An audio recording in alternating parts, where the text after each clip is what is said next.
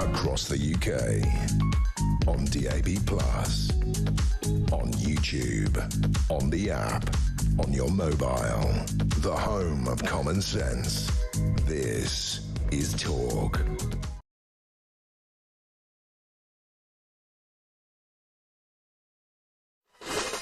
Good morning and welcome to the world of common sense. Welcome to the home of common sense. Welcome to the headquarters of common sense. It's Morning Glory with me, Mike Graham. 3 minutes past 6. We are here for the duration for the next 4 hours. We will bring you everything there is to know, everything that you didn't even know you needed to know, and a few things that even I didn't know before we started. I mean, I know that might sound like a little bit of a complicated introduction, but here we are. These are the days that we've been waiting for. Donald Trump inaugurated yesterday in what can only be described as a pretty glamorous and glitzy ceremony that went on pretty much all through the afternoon and well into the night. And of course, what we can say is that Donald Trump has indeed returned common sense, not only to the United States of America, but to the world. Have a listen.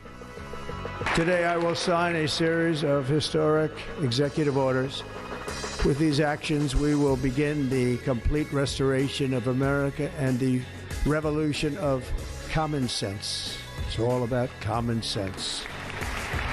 It's all about common sense. I mean, I could have written a speech, I have to say. Charlie Rowley's here with us. Very good morning to you, Charlie. Political commentator, of course. We'll get his view on all of it, plus the way the papers are covering it this morning. Everybody's got Donald Trump on the front page, but also on the front page as well. Southport's killer, of course, Alex Raducubana, who pleaded guilty yesterday to the murders of 3 little girls, plus a series of other charges as well. He plotted a massacre at his old school.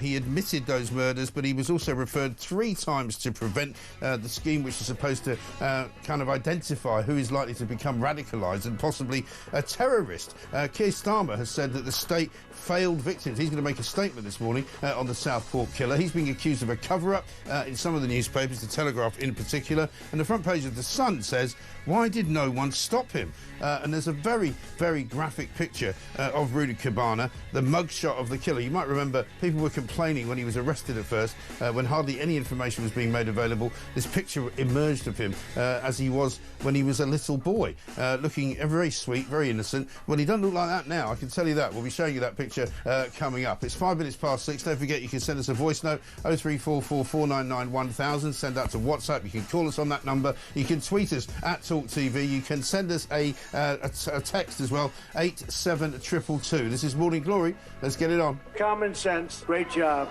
Great job.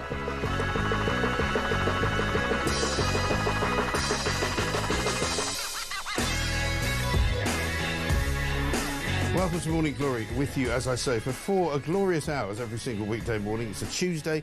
It was very cold in Washington, D.C. yesterday. They did the inauguration indoors in the rotunda at the Capitol building for the first time in 40 years. I think Ronald Reagan was the last president who didn't have the occasion outside. But it was a fascinating afternoon. I was glued to the television, I have to say. Some of our, shall we say, more woke colleagues on some of the other television stations couldn't quite believe what they were seeing. They kept sort of asking each other, morning Charlie to you, very, very nice to see you again. Morning. They couldn't quite believe that people had voted for Donald Trump. They were incredulous. They were going, well, of course, quite a lot of people did vote for him, and so he's doing things that quite a lot of people want him to do. And you go, well, yeah, that's democracy, baby, you know. But it was a fascinating day, wasn't it? Well, it was, and look, I was fortunate enough to be out there during the elections, so I saw on election day just the consternation from all kinds of broadcasters that were holding their head in their hands when he actually got elected, and the fact that that was in November, and they still can't quite come to terms with it 2 months later into the new year. I mean, I was sort of flicking around between them. I was watching it on Talk. We were covering it live as well with Jeremy Kyle. At one point, Sky crossed to some little town in Texas where they had this hapless reporter standing there with nothing around her, saying, well, of course, there are a lot of immigrants here very worried. Well, they should be, because they're all going to get deported, because that's what the people of America want. I'm sorry. I mean, you can be as holier than thou as you wish, but at the end of the day, he set out his stall. He wants to close the borders. They've had a massive problem, and we think we've got a problem. I mean, they've got millions of illegal migrants coming in. And, he has been elected with a massive mandate to do the things that he just announced that he was doing. So, let's have a look at his first welcome back tweet as the president.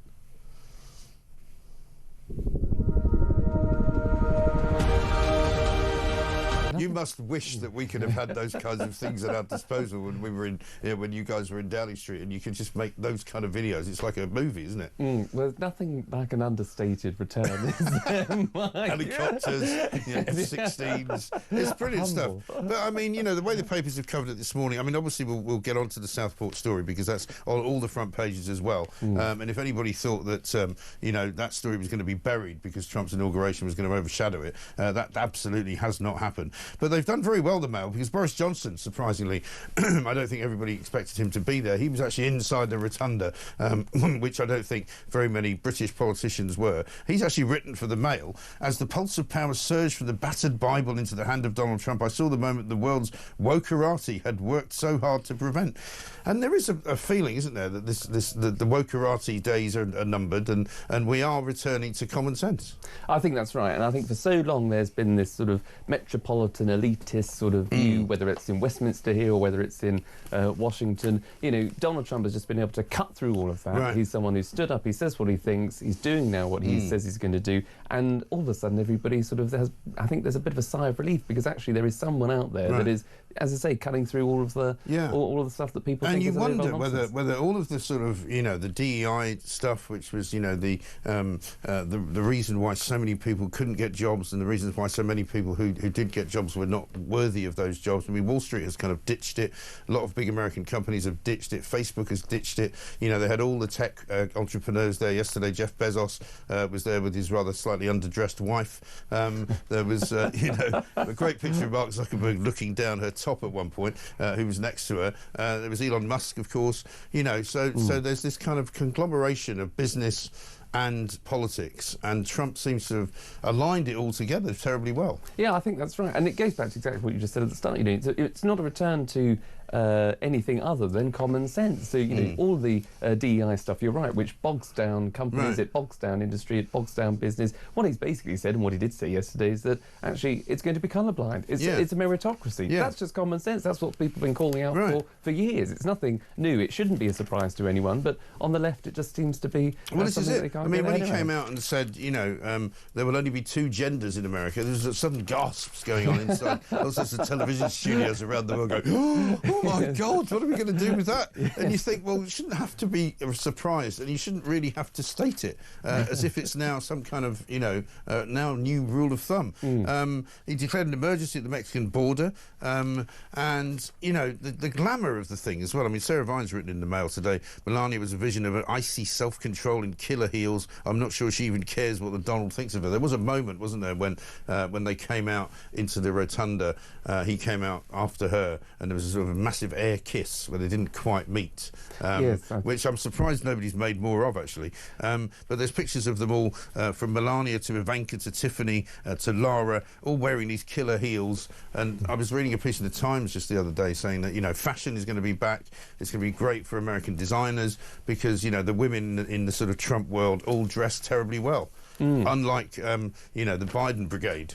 Yes, poor old Dr. Jill, I think, was a bit of a frumpy sort of, well, she was a bit control freak by the end, I think. She was a bit. Someone had to be in control. Well, somebody did. But also, wasn't it amazing to watch as Trump spoke, and we'll play a few clips from it in a minute, Biden and Kamala Harris having to sit there and suffer, really. I mean, I'm not going to say I felt sorry for them, but the faces were absolutely a picture, weren't they? I mean, it is quite a thing in America where you just have tea at the White House with the outgoing president, Joe and Jill, and then you've got to stand up there in front of the entire world and then absolutely denigrate and tear apart, or what the 2 people that are sitting just within touching distance. And as everybody was standing and applauding and giving him a standing ovation, they were just sitting there, not even clapping. Yes. And you just thought, oh my God, and then she got. I mean, I was watching Jeremy's rather interesting commentary as things were happening as they went outside, and he said, "Oh, she's just getting a car." He's got a helicopter. She was driven away in sort of what looked like a sort of an Uber Lux, just having called it in from the Washington D.C. Railway station. Yes, I mean, she's had a bit of a rough time, but I know we probably shouldn't feel too sorry for her because when you put yourself forward, you expect the kind of pushback that she's got. But she did sort of step into the Democratic nominee. She was quite late in the day. She lost tragically, terribly, quite badly as well. Badly. But then she's got to get up into the the House and announce the official results that Donald Trump has become the president of the United States, and then sit there, as you say yesterday, throughout all of the applause, basically everybody saying, thank God that Trump is... But that's the thing, isn't it? I mean, in the end, the Democrats made a massive rick of the whole campaign, didn't they? Because they should have had Biden step down earlier, they should have had a proper primary process, and they should have picked a proper candidate that could have beaten Donald Trump, because they could have tried to find somebody, but she was never going to win. Yeah, and I think there would have been probably a much closer contest, maybe, if it was anybody, but a lot sooner. And I just think, obviously, the relations must have broken down between, I think, the Obamas and the Bidens, because Obama didn't really sort of rally to Joe's cause, and I think was one of the first, I think, towards the end, but at the critical time to say to Joe, I think you need to take a step back. Exactly. Obviously, Kamala came and in he didn't think that Kamala was a great pick either. And that was the other big story of yesterday, him turning up on his own. There were pieces written last week, I think even Vanity Fair had a piece saying, what's going on with Barack Obama's marriage. There was no Mrs. Obama, Michelle wasn't there, and I think he was the only former president who was there on his own. It's a bit odd. It's a little bit odd, I suppose, but, because you think when you're... But again, I mean, Michelle hasn't signed up to any sort of public office. I mean, it's just by association. She's the wife of Obama. She missed Clinton. She missed Jimmy Carter's funeral because she was in Hawaii still. So she's taking quite a long extended holiday. I mean, it depends on how you see that. I mean, people who are writing about these things in magazines in America are saying, well, basically they're not together anymore. So she didn't turn up to the Carter funeral. She hasn't. I mean, the excuse was given yesterday. She doesn't really like Donald Trump. Doesn't want to be in the same room as him. Well, that's not the case, I suppose. Well, I suppose Trump was at the Carter funeral as well. I don't know. But and they got on quite well, it seemed. They were chatting. They did. Sat next to each other. They did. So, there was that so it's quite strange. Let's have a look at a couple more clips before we go for a break. First up, here he is on free speech. I will also sign an executive order to immediately stop all government censorship and bring back free speech to America.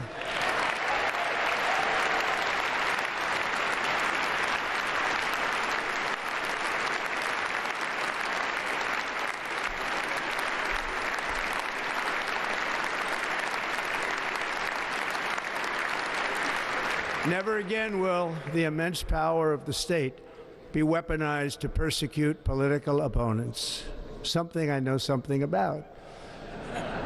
We will not allow that to happen. It will not happen again. Under my leadership, we will restore fair, equal, and impartial justice under the constitutional rule of law. Shall we have a look at what Keir Starmer was doing? Because yesterday, of course, he wasn't in Washington, D.C. I got into all sorts of shenanigans with people on Twitter last week because I said it's an absolute stain on our history that Keir Starmer hasn't been invited. And they all went, everybody went, oh, the lefties all said, oh, but, no Prime Minister's ever been invited to the inauguration. Yeah, but Giorgia Meloni was there, the Argentinian leader was there, the Brazilian leader was there. He should have been there. He should have been invited. And suddenly, when you saw Boris Johnson there, and Suella Braverman, and Priti Patel, and Nigel Farage, and a whole host of British, and Liz Truss, I think, as well, a whole host of British politicians, you still start to think, Starmer's in the wrong part of the world right now. But let's have a look at some of the previous comments he made about Donald Trump and what he's saying. Of course, I wouldn't want Donald Trump round for dinner, but don't underestimate the danger to the world if Trump is re-elected this time around. I'm anti-Trump. I would like to send my warmest congratulations to President Trump on his inauguration as the 47th President of the United States. The 47th President of the United States. He's so wooden, isn't he? He's just ghastly. I mean, that puts it into great perspective as to the differences between a proper leader. And people were saying this yesterday. I mean, our show was literally inundated with people very excited yesterday, waiting to see what Trump was going to have to say. And then all through the inauguration process, people getting very, very enthusiastic and saying, why can't we have a leader like this? Why can we not have somebody who's this decisive? Because he is a very charismatic figure, isn't he? I think that's right. I mean, look, I think if you're Keir Starmer, you'd probably get more respect from the public if you just said, congratulations. I've said a few things in the past. We'll work. Just be honest. We'll work with all the institutions. Right. There's still going to be tensions, but we will do our best in the interest of two countries. Not all of this all of a sudden. He's my best mate, and actually we need to really chum up to each other. And David Lammy was the same. He also gave a statement yesterday, which I'm sure we'll find and play later, where he was talking about, how important it is that we continue with the special relationship. And everybody knows he called him, you know, a racist and a misogynist and a fascist. And it's like, you know, why are you pretending that, you know, now you like him? It's ridiculous, isn't it? Yeah, I think so. And I think, again, it just shows that, you know, when you can campaign in opposition, you can say all kinds of things in opposition, but it's a lot more difficult when you've actually got to be in power and manage those relationships. So it's probably better just to be responsible opposition when you're there. Because you could be in and maybe this will be a lesson to Labour, who I think have struggled. I mean, Dan Hodges has been quite good on this over the last 24 hours or so, saying that, you know, maybe finally Keir Starmer is learning the art of being a Prime Minister, because it's taken him 6 months and he keeps making one mistake after another. He's going to make a statement this morning about Southport. He said that there was need for you know, questions to be asked. You know, is he finally now going to actually properly uncover what on earth happened? I mean, I said yesterday the first thing he should be asking is asking himself what he knew and when he knew it, because that's the key question, isn't it? Yeah, I think that's right, and that's where the pressure will come for the Prime Minister, because, you know, having tried to curtail any kind of, you know, civil unrest during that period, you know, nothing to see here, and no, this wasn't terrorist related, when actually there are a few details that come out to well, suggest, it seems odd to me that they're still saying it's not terrorist related. He's actually pleaded guilty to a terror offence. Yes. You know, he was referred to prevent 3 times. You know, he had ricin in his house. He had an Al Qaeda, you know, handbook. I mean, well, how much more terrorist activity do you need to be doing to be called a terrorist? I think that's right, and that's why it calls into, you know, judgment the question of the Prime Minister's judgment is questioned, because you know, when you go to lengths to stress things, and then actually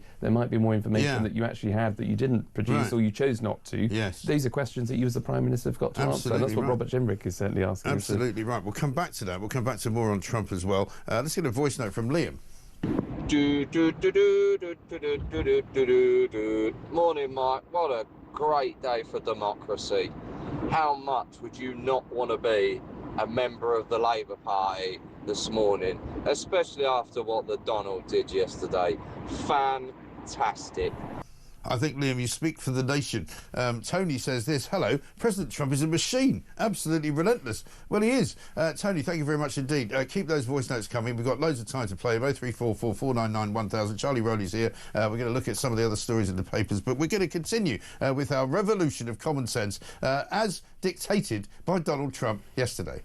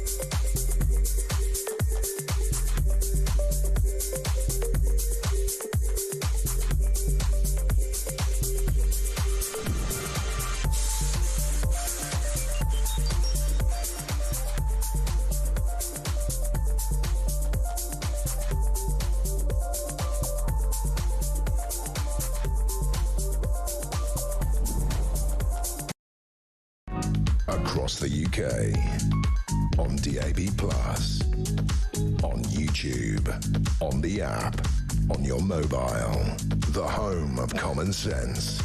This is Talk. Revolution of common sense. It's all about common sense. It's all about common sense, ladies and gentlemen. 23 minutes past 6. Charlie Rowley's here with me. Deborah from Essex said this a little bit earlier. She said, I couldn't wait for 6 a.m. to hear your straight-talking, honest interpretation on Trump and Southport. Once again, you were right on both subjects months ago. And Alan in Merseyside says, Trump has shown the way. America first. Will Starmer follow with Britain first? No chance. Well, I don't think he knows, you see. If you ask Keir Starmer what does Britain stand for, he would give you some mealy-mouthed explanation of fairness and, you know, working people and, you know, looking after those that can't look after themselves. He wouldn't say anything like Donald Trump says, which is, you know, we want to be proud of our country again and we want to make America great again.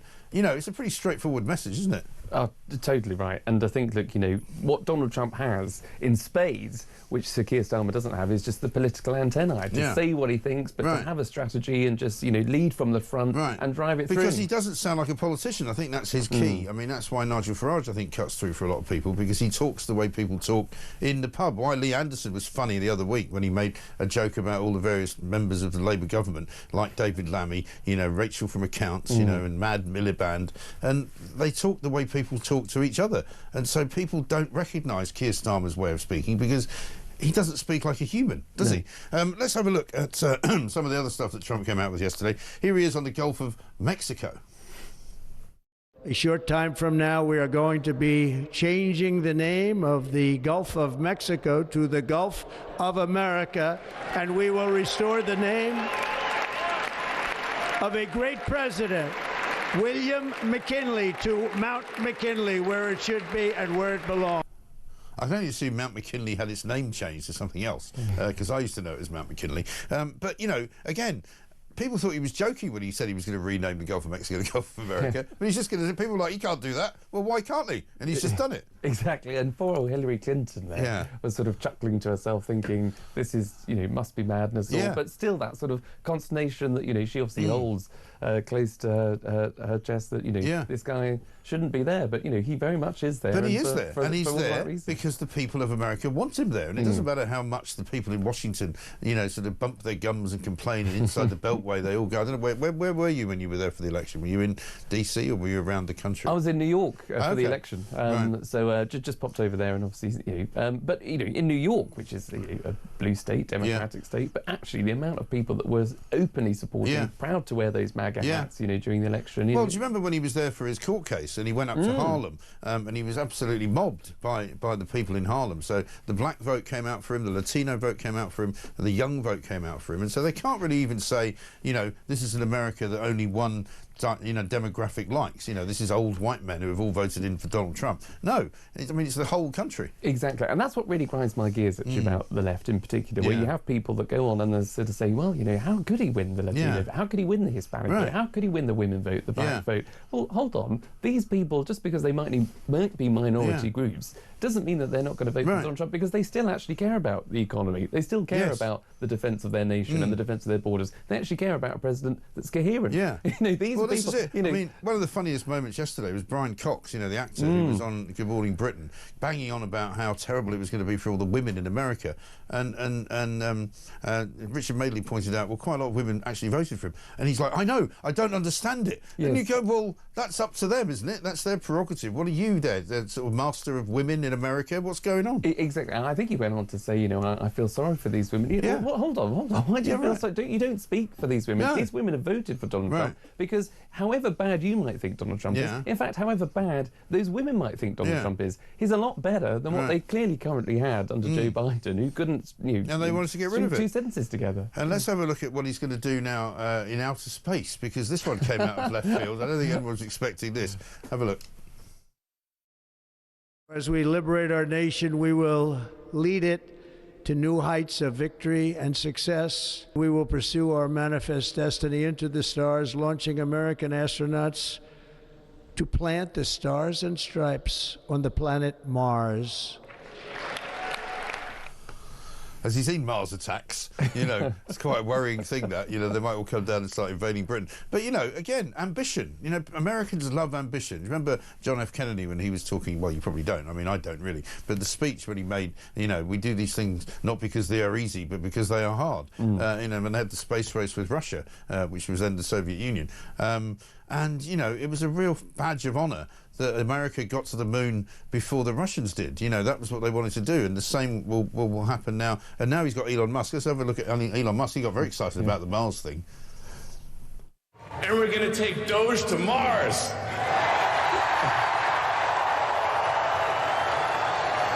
I mean, can you imagine how awesome it will be to have American astronauts plant the flag on another planet for the first time? Bam! Yeah! How inspiring would that be? And that's the America that I grew up with, in a way. You know, very brash, very kind of, you know, slightly annoying, incredibly sort of ambitious, and just, you know, hopeful and giving hope to the people, and that's what a nation needs right now. Oh, exactly, and the feel-good factor of just being able to have those ambitions and have those ideas, and if they don't come off, okay, fine, but, you know, it's about having the boldness, the brass neck to sort of say, look, we're going to do this, and we can do this, because we're great, we are, you know, and we are the only nation in the world, the best nation in the world, that can only go and do this. And absolutely right, and that's exactly what people want. Let's have a quick look at some of the papers' front page headlines on Southport. Southport killer plotted massacre at his old school. This is on the front page of the Daily Mail. I mean, I find it incredible, and we said this earlier, this horrible, ghastly individual, Rudy Cabana, Axel Rudy Cabana, whose parents came from Rwanda many, many years ago, who was raised in Wales but then moved up to northwest of England. He'd been referred to the Prevent Anti-Extremism programme 3 times because of people's concerns about the fact that he was, 1, extremely odd, but 2, was showing signs of wanting to commit violence. I think this is going to send shockwaves through the country and frustration, because, you know, I know you can't compare the two, but, you know, we're expecting the Prime Minister to announce a public inquiry into what kind of went wrong. Around about 8:30 this morning, you know, exactly. And what went wrong in this particular case? How did this guy, as you say, how could he be referred to Prevent 3 times, but because Prevent, who is there to deal with terrorism, would suggest that, oh, actually, when this guy was presented to us, it only looked as if he was dealing with extreme violence, not extremism or terrorism. I mean, Prevent is supposed to be the organisation, and we know that it's had problems in the past with letting people sort of, you know, off the hook, as it were, and stopping, putting them under surveillance. But, you know, they're supposed to be the people that define whether or not you're likely to be radicalised and define whether or not you're likely to commit a terrorist act, which I have to say this guy has committed, hasn't he? Oh, totally. And, you know, a public inquiry, great, okay, we can have it. Why can't we have a national inquiry into the grooming gang? I know that's a separate thing, but, you know, why, you know, what is the government doing when it comes to things like national security, when it comes to protecting the public? When you see a failure in a breakdown, whether it's social services, adult children's services, the local authorities, the police, the Prevent programme, in this particular case, it was clearly a breakdown in communication between all of those. Agencies. I mean, apparently he was obsessed with genocide. I mean, you think about somebody who's obsessed with genocide, probably best not to let them wander about on their own and just sort of just not bother watching what they're up to. Exactly. And this guy wasn't doing it in his back bedroom. You know, he'd been found with a knife. He tried to, you know, he'd been expelled from school for carrying a knife. You know, there were signs there where I think his own dad sort of, you know, stopped him leaving the house because he was going to go out to commit whatever he'd been reading or thought about reading, committing through what he'd read. I mean, it's just awful, beggars belief. And, you know, the parents of those poor kids that have obviously lost their lives will be, I think, having to relive this whole tragedy all over again. Yeah, incredible. It says here he was deemed not to be motivated by a terrorist ideology or to pose a terrorist danger and was therefore not considered suitable for acceptance onto a counter-radicalisation scheme. Well, I'm sorry, you know, they've made a massive, massive mistake there. He pleaded guilty yesterday, which took everybody slightly by surprise when he was first sort of taken into the court. He was found guilty of possessing an Al-Qaeda training manual, 10 attempted murders, plus producing ricin, plus, of course, the 3 murders of the young girls, Elsie Dot Stancombe, Alistair Silva Aguilar and B.B. King. Pictures of them there. But also the picture of him is very disturbing. It's on many of the front pages. And, of course, Nigel Farage had said at the time, there's more to this story than meets the eye. He was kind of accused of more or less causing the riots that then took place, but he's saying today that basically the riots might not have happened if the government had told the truth. Let's have a look at what Yvette Cooper had to say yesterday. It is extremely important that people don't spread damaging misinformation online. False information has already been extensively shared in the last 24 hours. Those who do this for their own purposes risk undermining a crucial criminal investigation. Well, not anymore they don't, because he's pleaded guilty, surely. I mean, so there's no more criminal investigation. Surely the criminal investigation should be the thing that drives government policy, as opposed to, you know, the other way round. And the fact that the Labour government are now more concerned about what people say than about what people who murder children do, I think is a bit of a worry, isn't it? I think it is. And I just, you know, politely, I'm sure she is listening, Yvette Cooper this morning, but I politely just push back and say, you know, the one way to prevent misinformation being spread is if you just present the information. Release the information. And instead of allowing the riots over the summer to build up and allow people to spread misinformation, which was that this was some sort of, you know, immigrant, you know, this guy was a British citizen, he was born in Wales, okay, you don't need to know the whole family history, but this could have been a well, as it probably turns out to be, there obviously he's pleaded guilty to you know, terrorist elements. I mean, of it. amongst other things, he's pleaded guilty to a terrorist offence. Yes. And yet they still don't think he's a terrorist. No, so you could easily have said at the time, this could be an act of terrorism, and that would have shut the whole thing, because people will just think, OK, this is one individual extremist, he's a terrorist, but he's a UK national. There probably wouldn't have been any riots. But the fact that they curtailed it, and the Prime Minister tried to sort of suggest, well, anybody that suggests anything otherwise must be far right or right wing. And, you know, that's what fuelled. But that's the thing. I mean, people say this to me every single time there's an incident now. If they don't release, if the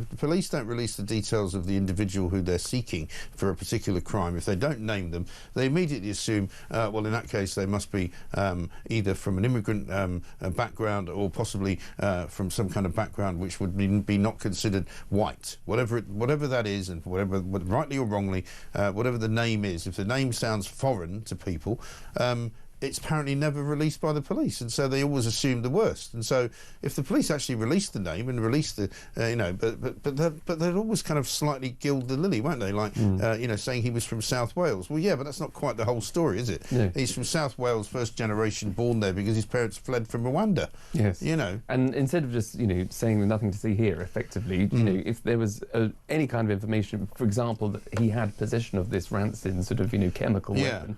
People, I think, you know, the public aren't stupid. No. They can piece two and two together to think, gosh, this is a troubled, more than troubled individual, okay, a terrorist or links to terrorism. We'll just stand back and let the authorities actually do their job. And I think that's really what would have happened. He would have been... If the people trusted the authorities, they wouldn't have a problem. Exactly. And they wouldn't be rioting, and they wouldn't be, you know, complaining about the fact that there's a cover-up. The fact is the government has been involved in a cover-up because they haven't been truthful. It's as simple as that. And the idea that, you know, Keir Starmer now wants to have an investigation into it all, as I say, the first question should be put to him. Let's get a voice note from Richard on Donald Trump. Good morning, Mike. Richard in Corby. Just reading about Trump's amazing start. What a new day for America. This one I thought of you. He's demanded all federal workers come back to the office. Too right. Hope we do it here. I can't see it under Starmer, but one day. Absolutely right. Alan in Merseyside says, watching Sky News, they hardly had a good word for Trump, but what would you expect from poor losers? Yeah, I mean, I was saying this. I mean, occasionally when I was watching whatever they were saying about Trump, they couldn't quite get their heads around the fact that so many people voted for him. A bit like the Brian Cox scenario. Hilarious. We're going to come back. We've got more Trump for you. We're going to be playing Trump all the way through the morning today because this is the morning in America moment. It has to be said. And it's the home of common sense. It's the return of common sense. I said at the beginning of January, this is going to be the year of common sense. And now you know why, because look what's happened.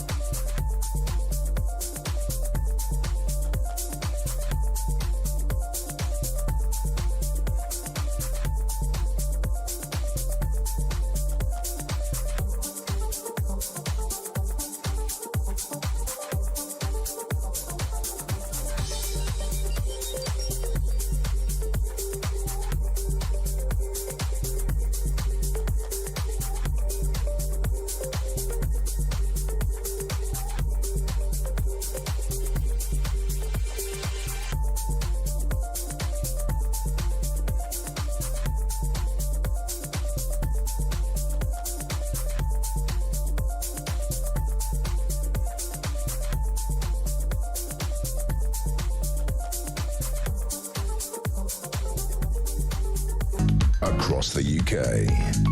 On DAB+. On YouTube. On the app. On your mobile. The home of common sense. This is Talk. The revolution of common sense. It's all about common sense. It is all about common sense. I am, of course, Mike Graham, and it's all about common sense here. We are the home of common sense. It is the headquarters of common sense. And I declared, as I said, at the beginning of this year, that this would be the year of common sense. And it's all starting to happen. It's all starting to fall into place. If only it would fall into place here in the United Kingdom. Quite a few stories. Charlie Rowley's here with me. Quite a few stories, Charlie, about the government this morning as well, off to the side of Donald Trump and not involving the Southport massacre.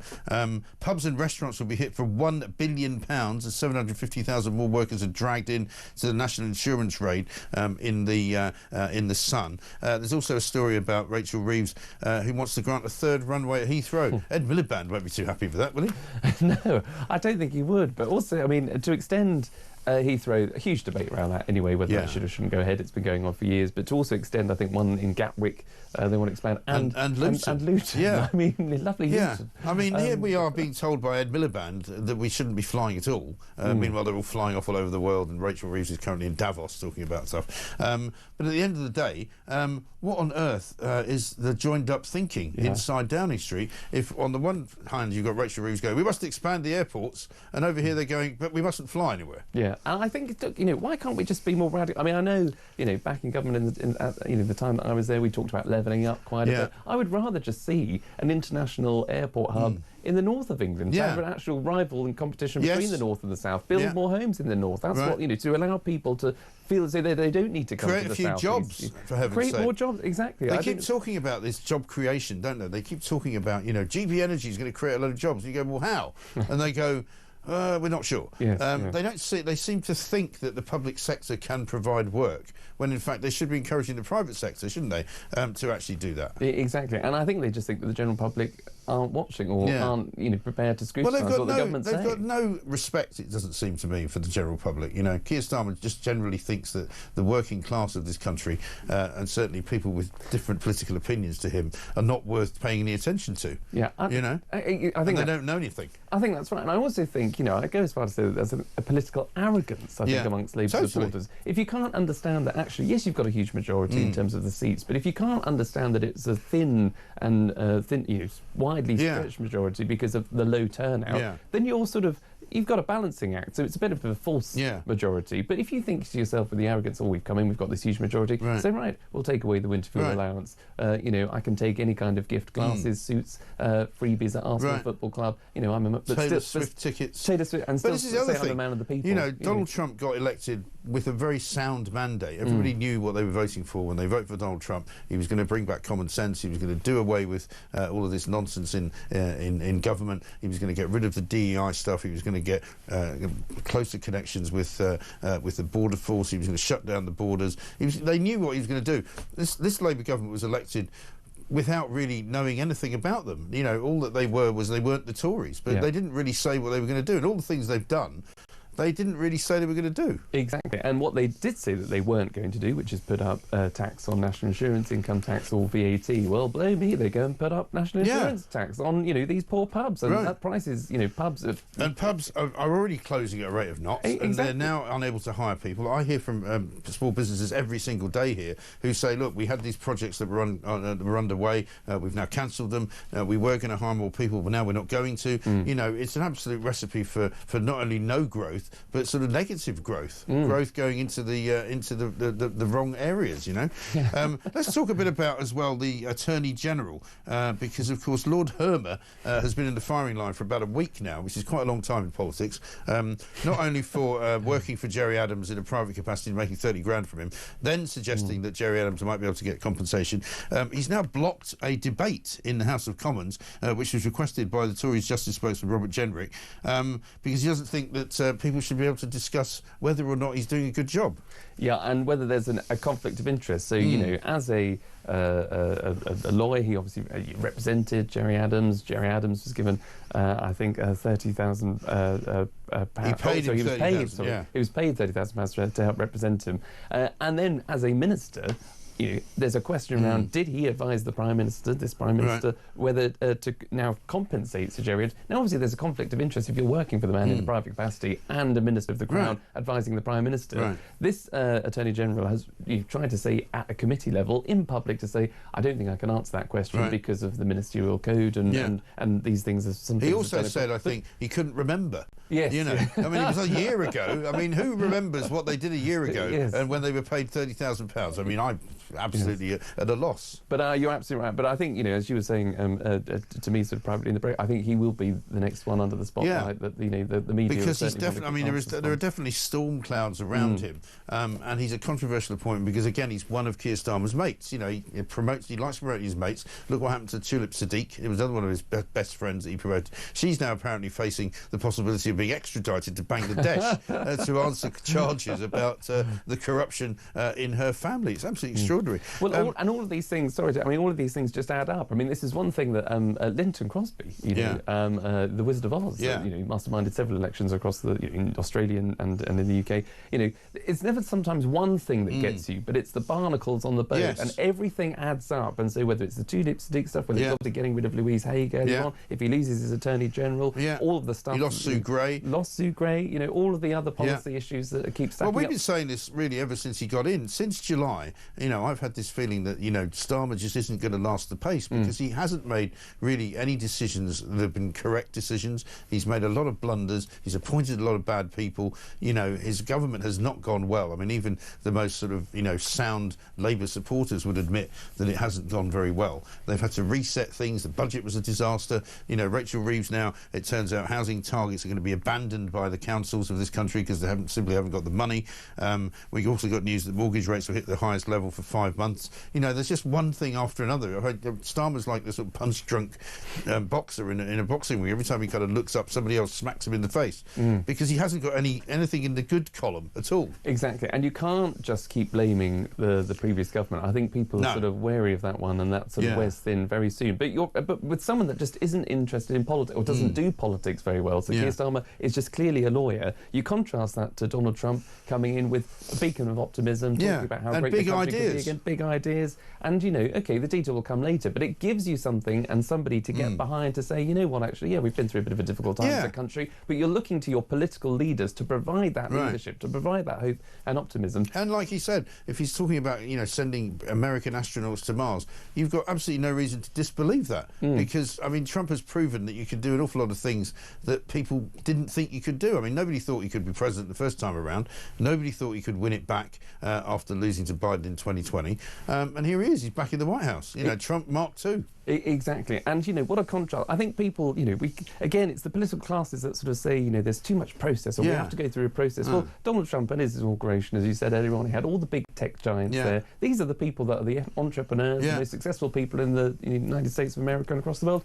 Why not get them all together in the room? Why not have them investing in our country? Why not have them having these great ideas to make America great again? Here, if you had a meeting with a chief of a tech company or a boss, people would be saying, well, why is he just colluding with, big tech companies? Well, they managed to have their investment summit where they didn't invite people like Elon Musk. Yeah, exactly. Because they don't agree with him. Well, and that's the problem. Let's get a voice note from Jennifer. Morning, Mike. It's a great morning to be alive. It was brilliant yesterday, wasn't it? I just think, hold on tight, people, because the Trump is coming for you. I mean, all those things he said, he nailed it. He absolutely nailed it. They were just screwed up in their little chairs, weren't they? They were like, get me out of here. It was brilliant, absolutely brilliant, and it's going to be one hell of a ride, so hold on tight. It really is, absolutely right. This one from Barry, who says, morning, Mike. Listening to Donald Trump gave me goosebumps. I've never felt so ashamed of our shower. And what about Biden giving his family a pardon? Can we take that? We're already overrun, and our services can't cope. We need to put our own people and communities first. Well, I think an awful lot of people, Barry, would echo that. We'll come back with more with Charlie Rowley, some more stories from the papers, of course, as well, and more of your thoughts on Donald Trump and the home of common sense, getting it right once again.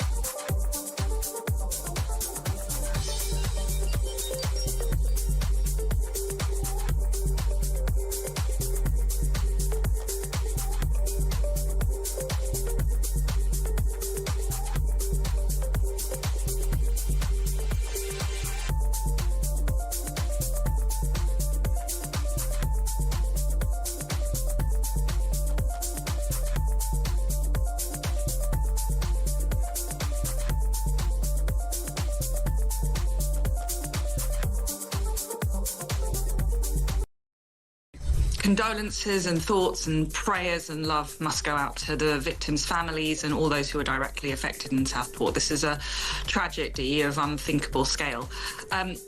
But what we see now from the guilty plea is that there was an element of terrorism involved, and these were terrorist attacks. And so there are real questions to ask about how the government was communicating what they knew in the aftermath of the incident.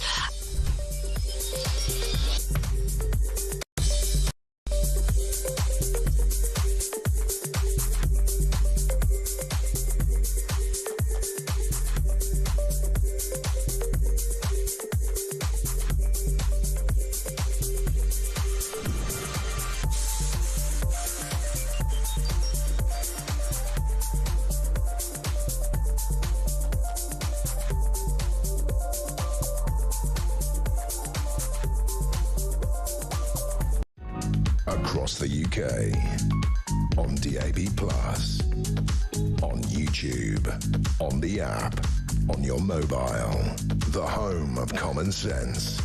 This is Talk. Common sense. Great job. Great job. Great job indeed. 6:52, I'm Mike Graham. Charlie Rowley's here as well. We've got lots to do. We've got here until 10 o'clock. Let's get a quick voice note from Matt on Southport. Mike, Matt and Hove here. This Welsh choir boy from Southport being referred to the government organisation Prevent 3 times. Someone needs to come out and explain what happens every time you get referred to Prevent. What happened at meeting 1? Did they say, Axel, you've been viewing Al-Qaeda material, are you going to commit a terrorist attack? And he just turns around and says, nah. And they go, OK, off you pop. What happened at visit 2? And then visit 3? What number visit do they say, actually, I think you are going to do something? What an absolute disgrace that he has not been, they haven't prevented anything. Yeah, exactly. They may need to change the name of the organisation from Prevent to Not Prevent or something. I mean, because they don't really do what it says on the tin. And we've already had problems in the past with Prevent. And this is the thing. We'll find out from Keir Starmer at 8:30, I think, this morning, what exactly he has to say about all of this. But I guarantee you, you will not probably answer very many questions that we've all got. Let's talk about a couple of other stories, though, Charlie. A bizarre one on Steve Coogan, who's apparently appearing in a new drama about Margaret Thatcher. He's playing Brian Walden, the journalist and sort of chief interrogator of ITV, who was a very good interviewer, by the way. But he wants to rewrite history, doesn't he? Well, he does. It's a 2-part drama, and he's made it quite clear that as someone that should be a professional actor, yes, that should be diving into the role, that should be focusing on just what it was going to be like for the character that he's playing. He's obviously come out to give his own views, which he thought that Margaret Thatcher was effectively a nasty piece of work, that he didn't like her anyway, and that if she was around today, she'd be diagnosed with some kind of mental illness. And it sounds bizarre. He's taken an entire scene out of this drama because he said it was too sympathetic to her, and because he didn't like her, he doesn't want to be sympathetic to her. Well, that's not his job, is it? No, exactly. And he's the actress playing Mrs. T. Dame Harriet Walter apparently met Steve Coogan at an Extinction Rebellion event. So clearly, they're both able to have hopefully put their professional differences into play and just make sure that you would like to think so. You would like to think so, but the trouble is, this sort of complete and utter demonisation of Thatcher from the left has never stopped ever since she got out of power, really, and even after her death, they don't seem capable of showing her any empathy at all. He says she didn't have any empathy. Well, I think that's complete rubbish, actually. Well, I think people that own their own home now because of the right to buy scheme, the aspiration that she gave, cutting taxes to allow people, cutting regulations so people can actually become entrepreneurs to make this country what it is in terms of the economy. Absolutely. Where there have been Well, she inherited the economy from a really, really useless Labour government from the 70s, where they'd almost run the country into the ground. And it took her a few years to build it back up again, but she created a big bang in the city. Loads of people got jobs. She created so many opportunities. I mean, I suppose you might call me one of Thatcher's children. children. You know, I went to work in America. None of that stuff would have been possible under Labour because nobody had any ambition. And she, like Donald Trump, created ambition for people. And if you're absolutely right. And if you've still got that chip on your shoulders, you know, Steve Kukin seems to have, then, you know, the question is, well, you know, there have been Labour governments since Margaret Thatcher, and if it was so bad, they could have repealed all of her work. I mean, they might have tried, but they haven't done that. So Thatcherism still is the bedrock of our economy today. And for good reason. And Steve Coogan, of course, doesn't have to worry about the little people or the little things because he's a very wealthy individual. Let's talk about working from home because it's now been said by Lord Rose, who used to run Marks and Spencer's, that working from home has basically dragged the economy back 20 years. Yeah, and I think he's citing big companies like, you know, Amazon and big accountancy firms that are now instructing their workers to come back to the office. I think that's partly common sense. It's part of Trump's idea now to make sure that if you're, you know, in government, you should be in the office because you're actually doing a public service, and you can't really do that if you're working from home. And again, it shows you how far we've sort of slipped, doesn't it, from the days of COVID to this kind of normalcy where people think it's completely normal now not to go to work on a Monday, not to go to work on a Friday, or when you go and do an interview with a prospective employer, you say, well, do you know, I don't really fancy coming into the office every day. I mean, can you imagine saying that 10 years ago? I mean, it's just unheard of. Yes, yeah. And I think there will be a problem down the line. Well, I mean, we talk about mental health now, and that bill, the welfare bill, booming because of mental health and anxiety and all the rest of it. I think it'll become even bigger when you have people that aren't able to communicate with someone face to face and they get anxious about meeting somebody new because they've only ever communicated with someone through the prism of Zoom or some sort of online chat. So I think that'll be a problem. And now I think there was a story, I know it's slightly off topic, but there was a story I think the other day where there are new sort of teachers or being trained in schools because kids get anxious and anxiety for picking up the phone to telephone teaching them how to use the phone. It's ridiculous. It really is incredible, isn't it? Let's get a final voice note from Tony on Donald Trump. Morning, Mike. Tony in Stoke. Oh, to be a young American child in school with inspirations to take the flag to Mars and plant it on another planet. And then, what have we got? Keir Starmer. Oh, all these young girls might be able to grow up and inspire to be Rachel from Accounts. God help us. God bless America. I think it's right. An awful lot of people are saying God bless America. One from Lisa in Birmingham. Wow, what a brilliant speech. 3 cheers for Donald J. Trump, the 47th President of the USA. Hip, hip, hooray, she says. Also, this question has come in from Vern in Southampton. Are Charlie Rowley and J.D. Vance twins? Do you know... Have you been asked about that before? I haven't, but I was going to fit by saying I've been giving you my best J.D. Vance today. I think yes. Because the last time I saw you didn't have a beard. Yeah, I mean, there is a slight resemblance, right? I mean, he's being praised as well because he had a very good day yesterday. He did everything right. He's got a very glamorous wife as well. And so, you know, there's a whole new look now to Washington, D.C. and it's forward-thinking. It's exciting, I think. I think so. And if you saw J.D. Vance's kids yesterday, along with, obviously, Donald Trump's, you know, running around being playful. And, you know, J.D. Vance is clearly a very family-orientated man, as is Donald Trump. And I think people forget that, actually. That, yes, he is the businessman. He is the Donald Trump. Biden's got a son, but he's usually lying in a crack den somewhere with a few prostitutes. You wonder, it's not exactly the family values that we're looking for. Well, you know, he's obviously had a part. There we are. One of the many family members that have had a part. Oh no, where's Hunter? Oh, there he is. We'll be back after this. Morning Glory.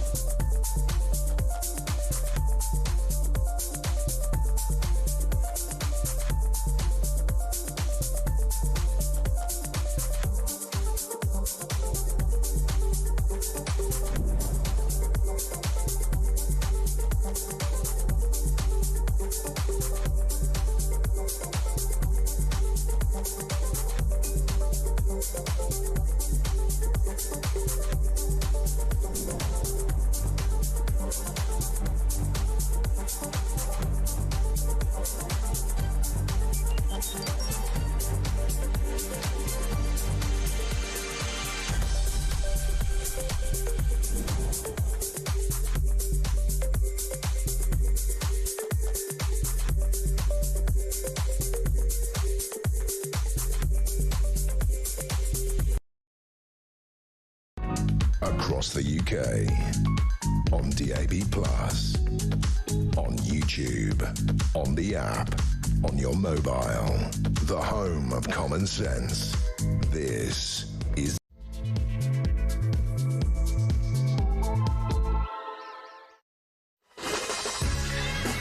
Welcome back to Morning Glory. 2 minutes past 7. I'm Mike Graham, with you all the way through until 10 o'clock, of course, for a glorious hour of Morning Glory right here every single weekday morning from 6 until 10. We've already done 1 hour.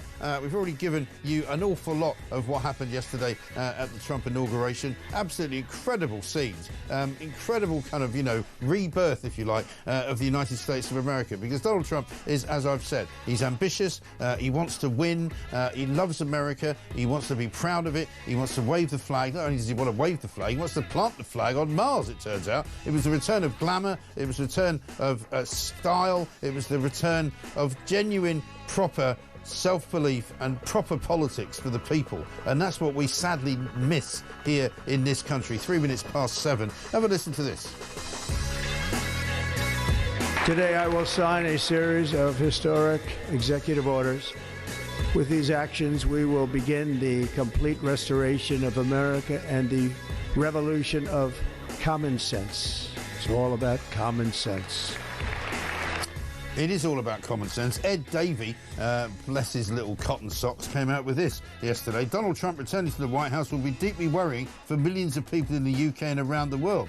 With a president who promises trade wars, undermines NATO and praises Vladimir Putin, the threats to our national security and our economy are clear. Well, I'm afraid, Ed, Donald Trump's never heard of you, doesn't know who you are, and you don't have any power whatsoever. You're the head of a dead party that's got absolutely no ambition, hates Britain, and would rather side with the European Union rather than actually our main trading partner, the United States of America. Absolutely incredible. Quite embarrassing. Almost as embarrassing as some of the coverage yesterday by some of our, shall we say, fellow broadcasters who couldn't quite get their heads around the fact that an awful lot of people voted for Donald Trump, nearly 80 million of them. I heard somebody on Sky say, the thing is that a lot of people actually voted for Donald Trump because they want him to shut the border. And they were almost incredulous, as if that was a bad thing. Well, it isn't a bad thing. Guess what? We want to shut the borders here as well. Also, of course, the other big story on the front pages this morning, which we will be talking about, why did no one stop him? A massive failure by the state, says The Sun, allowed Southport monster Axel Rudy Cabana to carry out his dance class massacre. It was revealed yesterday. He pleaded guilty in court to the Southport killings, but there are many, many questions being asked about how Prevent managed to have him referred to them 3 times, and yet he still wasn't treated as a terrorist. He still wasn't treated as a danger to society, and he could have been stopped, and he wasn't. Yvette Cooper says there's going to be a national inquiry. Keir Starmer is going to be making a statement around about 8:30 this morning. We'll find out what that is. We'll bring that to you live right here, of course, on Talk. 0344 499 1000. Send us a voice note. We've already had some great ones already. So we are here until 10 o'clock. This is Morning Glory.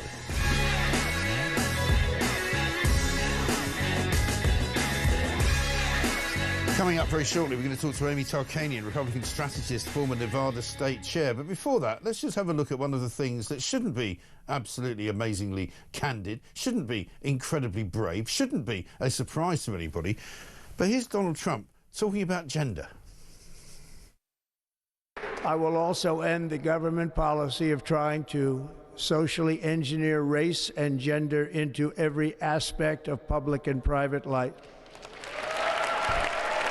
As of today, it will henceforth be the official policy of the United States government that there are only 2 genders, male and female. Shouldn't really have to be said, shouldn't really have to be news, but it is, and well said. Donald Trump. The revolution of common sense goes on. Kevin in Stafford says Trump's speech was as noteworthy as that of JFK, Martin Luther King and Churchill's Never Surrender speech in 1940. No British Prime Minister since, even Margaret Thatcher, has come close. A lot of people think this is one of the great moments in the world of politics, and many, many people in this country are looking now to the United States of America for inspiration. How do we get to that place? Amy Tarkanian's here, a Republican strategist. Amy, very good morning to you. Good morning. I've been really encouraged, actually, and quite surprised in a way by how many people, fans of this show, you know, listeners, viewers, have been really plugged in to what's been happening in Washington, D.C. and Trump's speech yesterday. And they were all terribly excited yesterday, waiting for it. Today, they're even more excited having heard it. Sure, and I think it's wonderful because we now have a president who is going to lead by example, and I hope that you have other leaders around the world that will follow in his footsteps to some degree in making sure that their constituents are being listened to as well, and that their needs and safety are being met. This is something that's extremely important. You mentioned the border. We've had massive illegal immigrants crossing our border. Our incoming border czar, Tom Homan, actually mentioned that we have roughly 700,000 and upwards of illegal aliens roaming our streets with criminal records. They're not even in prison. They're roaming our streets. And so, you know, they automatically, when President Trump took the oath, already shut down the border. They shut down the app that President Biden's administration had administered for illegals to make an appointment. And you saw people actually self-deporting, walking back across the border. Right. So, you know, he's sending out a very clear message. Well, there's no question, is there? If you make it easy for people to come to your country illegally, they're going to come. If you make it difficult, they're not. I always say it's a bit like leaving your front door open, you know, or leaving your car windows open. If you leave your car windows open, it's probably likely that somebody might steal something from it. If you leave your front door open, somebody's going to come in and walk out with stuff. You know, if you lock it, they're not going to do that. And the same goes for this country. I mean, we could do with a bit of that ourselves. But he's proving that these things can be done. Absolutely. And I think, you know, that is one of the top priorities, despite your party affiliation, on why he was reelected. People are fearful. People want to have, you know, their families make sure that they're safe. You know, they don't want to have to look over their shoulders constantly. And so I think that this is a great start. This is a campaign promise that he's definitely following through with, and it's going to be an aggressive one. And there are going to be some tears that are going to be shed, but don't come across illegally. Come through here the correct way. We have millions of other individuals who did just that, and it's a slap in their face.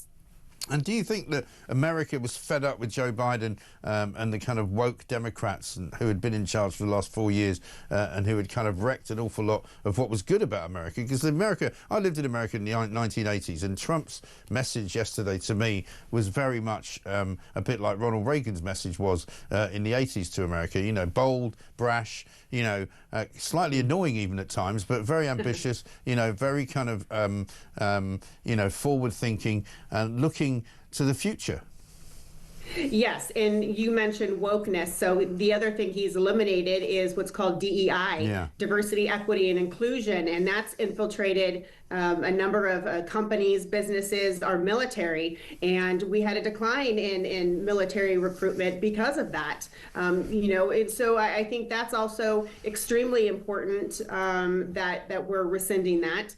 It's now going to be, you know, you're hiring by merit-based, not on your gender, not on your religion, not on the color of your skin, and not who you love. And so it's merit-based and merit-based alone. And I think that's also going to help get us back on track. No, totally. I mean, we call ourselves here the home of common sense. I said at the beginning of the year, when January the 1st happened, that this was going to be the year of common sense, and so it looks. And so we're hopeful here in the UK that there will be a sort of knock-on effect. We've already seen the American banking system giving up on working from home, giving up on DEI. We've already seen some of the big American corporations giving up on it as well. We've seen Facebook going sort of normal and saying we're going to get rid of these, you know, biased fact checkers. You know, so there's a sense that there's something happening in the Western world. And obviously there were world leaders there yesterday, not Keir Starmer, unfortunately, not surprisingly, I suppose, but an awful lot of world leaders there who share Trump's vision, don't they?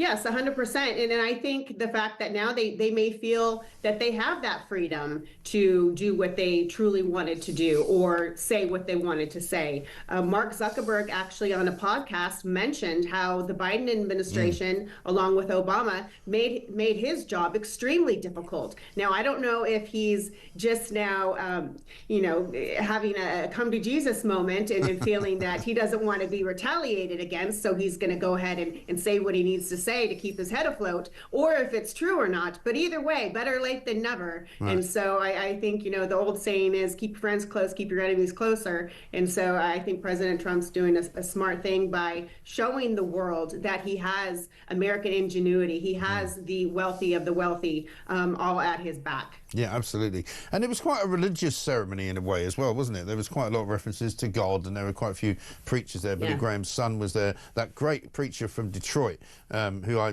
didn't catch his name, who was very, very revved up. And of course, the what you might call the kind of the liberal elites, the left, always sneer at that kind of thing. They're always like, oh, look, they're all gods. Why are they praying to God? What's all that about? But it gave it a sense of importance, I think. Sure. And, whether President Trump has been a longtime practicing Christian or not, he's somewhat new from what I understand, that's fine. This is his inauguration. He was able to have the variety of pastors and priests of his choosing. And I think it was beautifully done. And the Democrats do the same thing.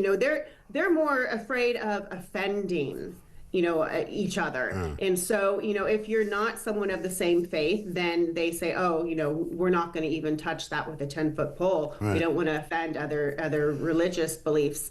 But that's their frame of thinking. And this was President Trump's, and I think it was fine, and I thought it was beautifully done. Yeah, I think so. And there were some wonderful moments. There was one moment, and this was slightly later on at the inaugural ball, where Donald Trump dances with a sword. Have a look.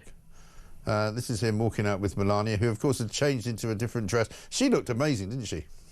Yes, stunning, absolutely stunning.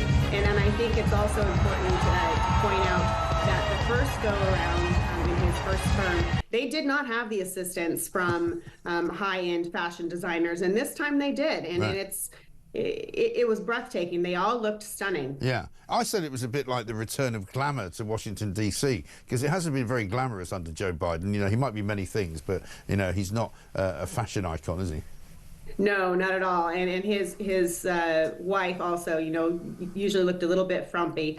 But everyone's different. Everyone's tastes are different. But yes, I would agree with you. Glamour has returned. Yeah. People have asked me as well about all the pardoning that's been going on, because I think in this country we don't quite grasp what that's all about. I mean, Joe Biden's final act in office was to pardon members of his family, 5 members of his family, who haven't actually been charged with any crime, who don't appear to be in the frame for being charged with any crime.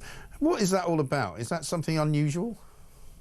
It's highly unusual, and he also did it within the last 15 minutes while President Trump was giving his inauguration speech. Right. So it was very, very shady. And you do not issue a pardon unless there is guilt. Yeah. You're actually absolving that individual's situation. And so for President Biden to actually then follow up with that, with those pardons by saying, oh, this is no admission of guilt. Everyone is crying foul. Lots of people are upset. Democrats are upset and disgusted. And I think rightfully so. I don't agree with what he did at all. Right. And then not only did he do that, but he also pardoned the January 6th committee. Yeah. He pardoned this was Dr. Liz Anthony Cheney Fauci. and all that crowd, right? Yeah. And so, no one has been found guilty of anything supposedly, but he gave them pardons, and that is something. And so that basically means it basically means they can't be prosecuted for anything. Is that right?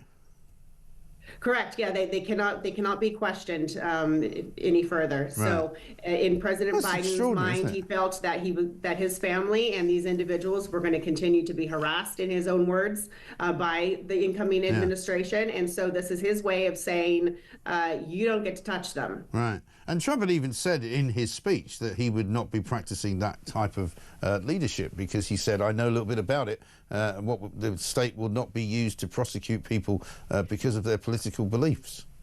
Right. Well, he says that, but then he also took away security clearances of 51 Intel members who denied the Hunter Biden laptop allegations. So, you can say one thing, but you're not exactly sure where he's going to go next. Well, to be honest, I mean, prosecuting people who kept something hidden, which was a crime, is probably not the wrong thing to do, is it? I mean, isn't that the right thing to do? I mean, I'm not talking about that. I'm talking about going after people just because, his name happens to be Joe Biden. Right. Well, that's what he wants everyone to think.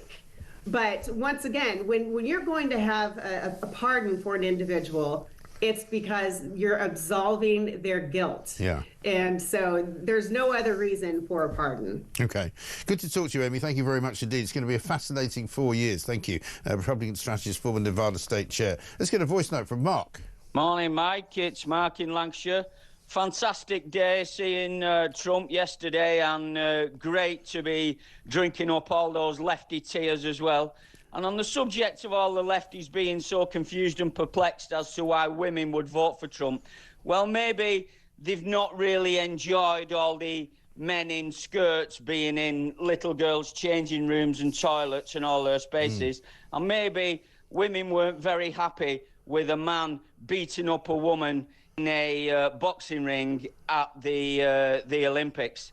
And maybe we want a little bit less of that, and that's what Trump's promised them. So maybe they need to look a bit at themselves and their own stupid, ridiculous policies before they start throwing stones at other people for voting wrongly. God bless America. Very good point, Mark. Thank you very much indeed for that. Absolutely right. Patricia from Kingston upon Thames says, Mike, what a day yesterday was. Full of optimism and hope, full of common sense. I felt a degree of envy for a country with a strong leader promising a golden age while we languish with a government of pygmies. But you were right when you said on your first show of the year that 2025 will be the year of common sense. Morning Glory is the best show. Keep up the fantastic work. Well, we are the home of common sense. We invented common sense here at Talk many, many years ago. So much so that I've been trying for years to get some kind of payback from the management here, because I invented the home of common sense. I get nothing for it, nothing at all. And every single time it gets mentioned, even if I got £1, I'd be an absolute millionaire. I'd be going to Mars with Elon Musk, for heaven's sake. 19 minutes past 7. The revolution of common sense. It's all about common sense.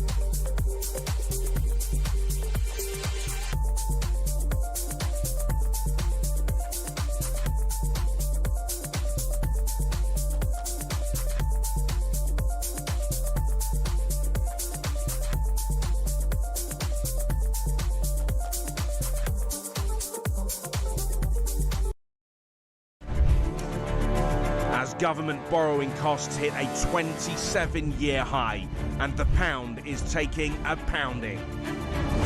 Gloomy economic data is expected to show inflation and growth are off course. Let me ask again, and can you please be clear? Will Rachel Reeves be your Chancellor for the duration of this Parliament? Rachel Reeves is doing a fantastic job. She has my full confidence, and she has the full confidence of the entire party. Can Rachel Reeves hold on as Chancellor?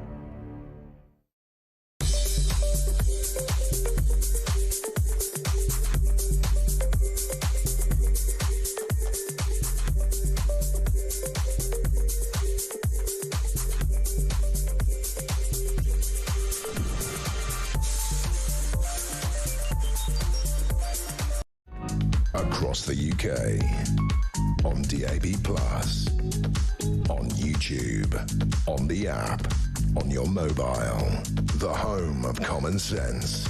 This is Talk. Welcome back to Morning Glory, 22 minutes past 7. I'm Mike Graham. How about this from David, who says, hello, Mike. Southport killer, police picture release, a sweet young boy in a school uniform. Chris Cabba's picture release, a very happy-looking man. What's going on? It's a very good point. I don't know what is going on, is a straight-up question, because, of course, we might remember, and let's go back to that moment, what Keith, I keep calling him Keir, Sir Keith Starmer said, right, on far-right thuggery last summer. I won't shy away from calling it what it is. Far-right thuggery. To those who feel targeted because of the colour of your skin or your faith, I know how frightening this must be. I want you to know that this violent mob do not represent our country, and we will bring them to justice. And what about Axel Rudikabana? You know, who does he represent?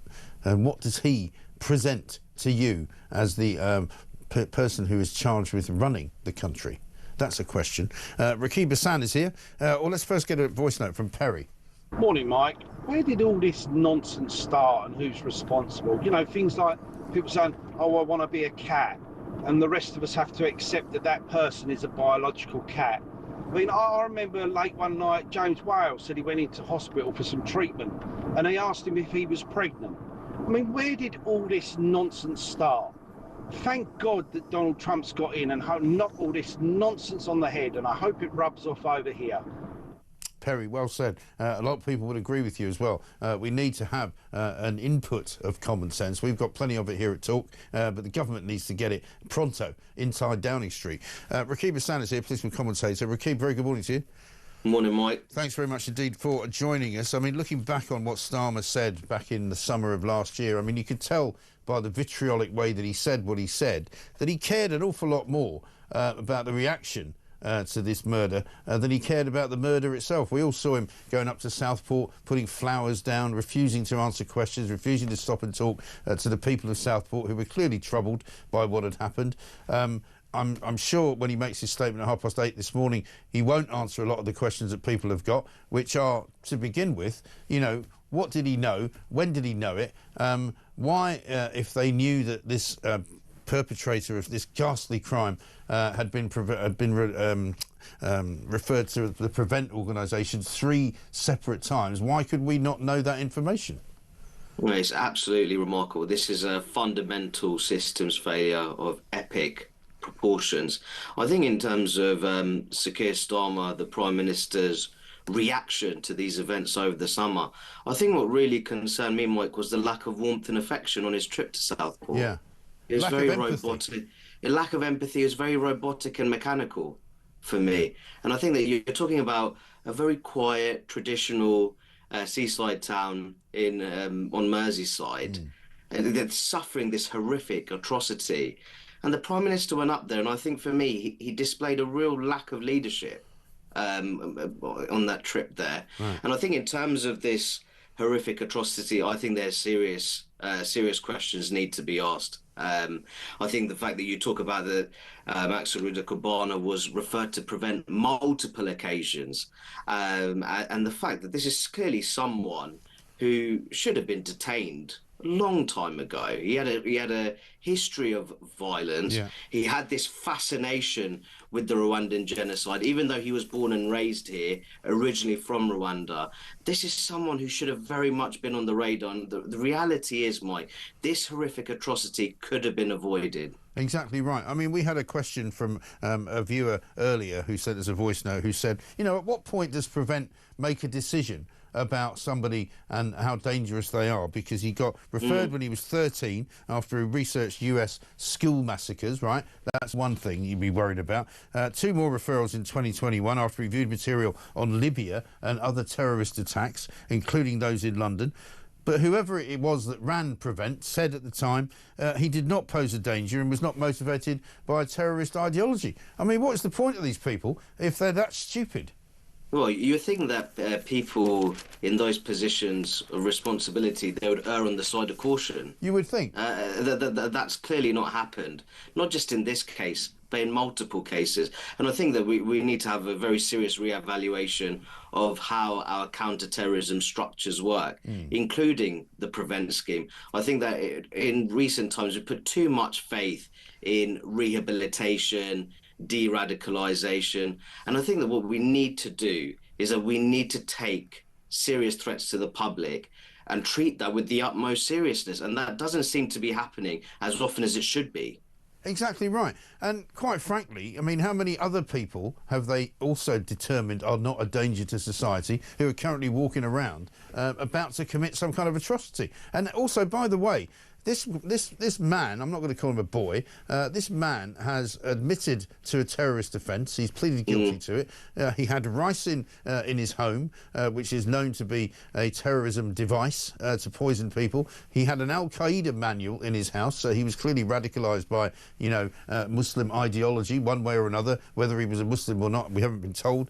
You know, he's been under the auspices of the Prevent organisation. He's been looking at terrorist attacks. I mean, what about this guy doesn't make him a terrorist?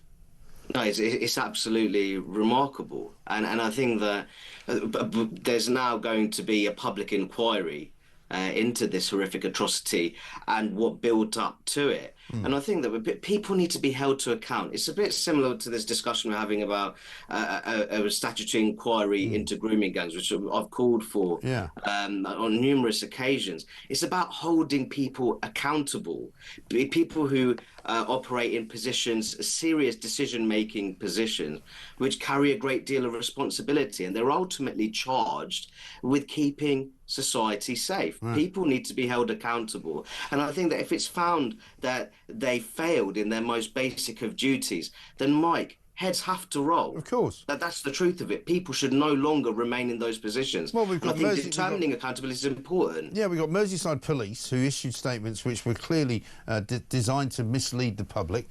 We've got Keir Starmer blaming far-right thuggery for people's hard and very hard-won feelings about what happened. We've got, you know, Yvette Cooper calling for an inquiry. Well, the first inquiry should be to Keir Starmer. What did you know and when did you know it? No, absolutely. I think there needs to be a proper national public investigation.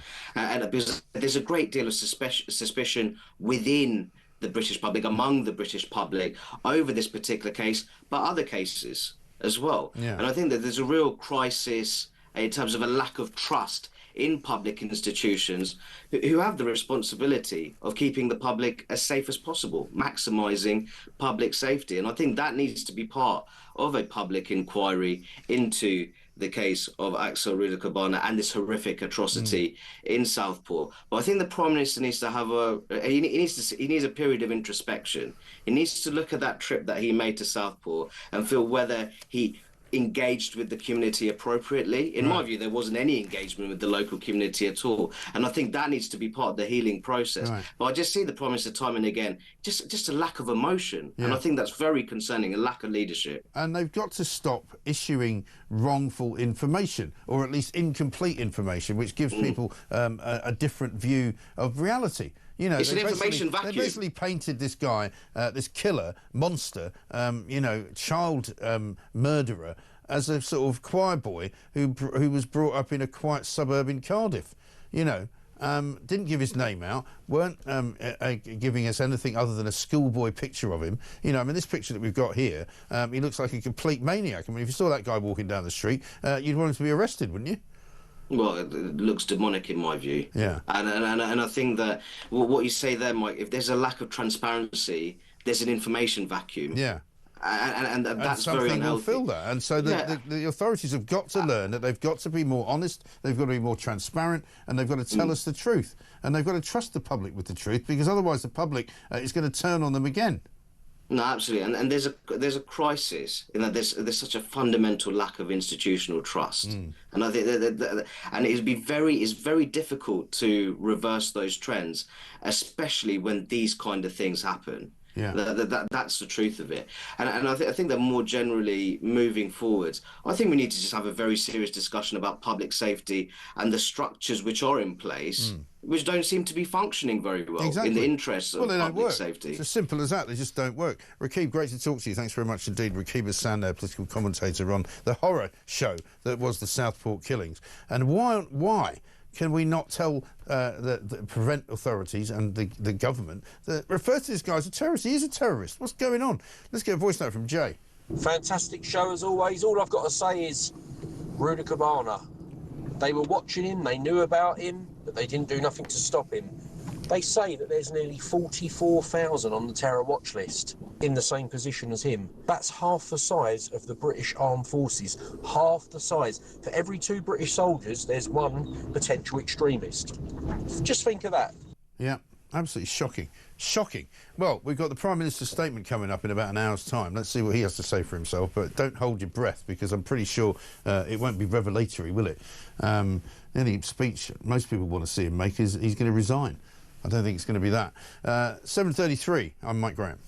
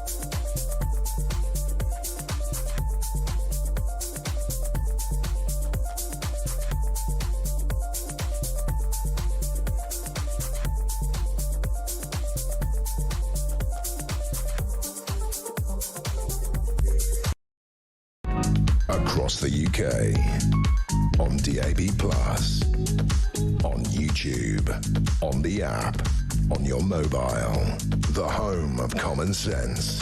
This is Talk. Common sense, great job, great job.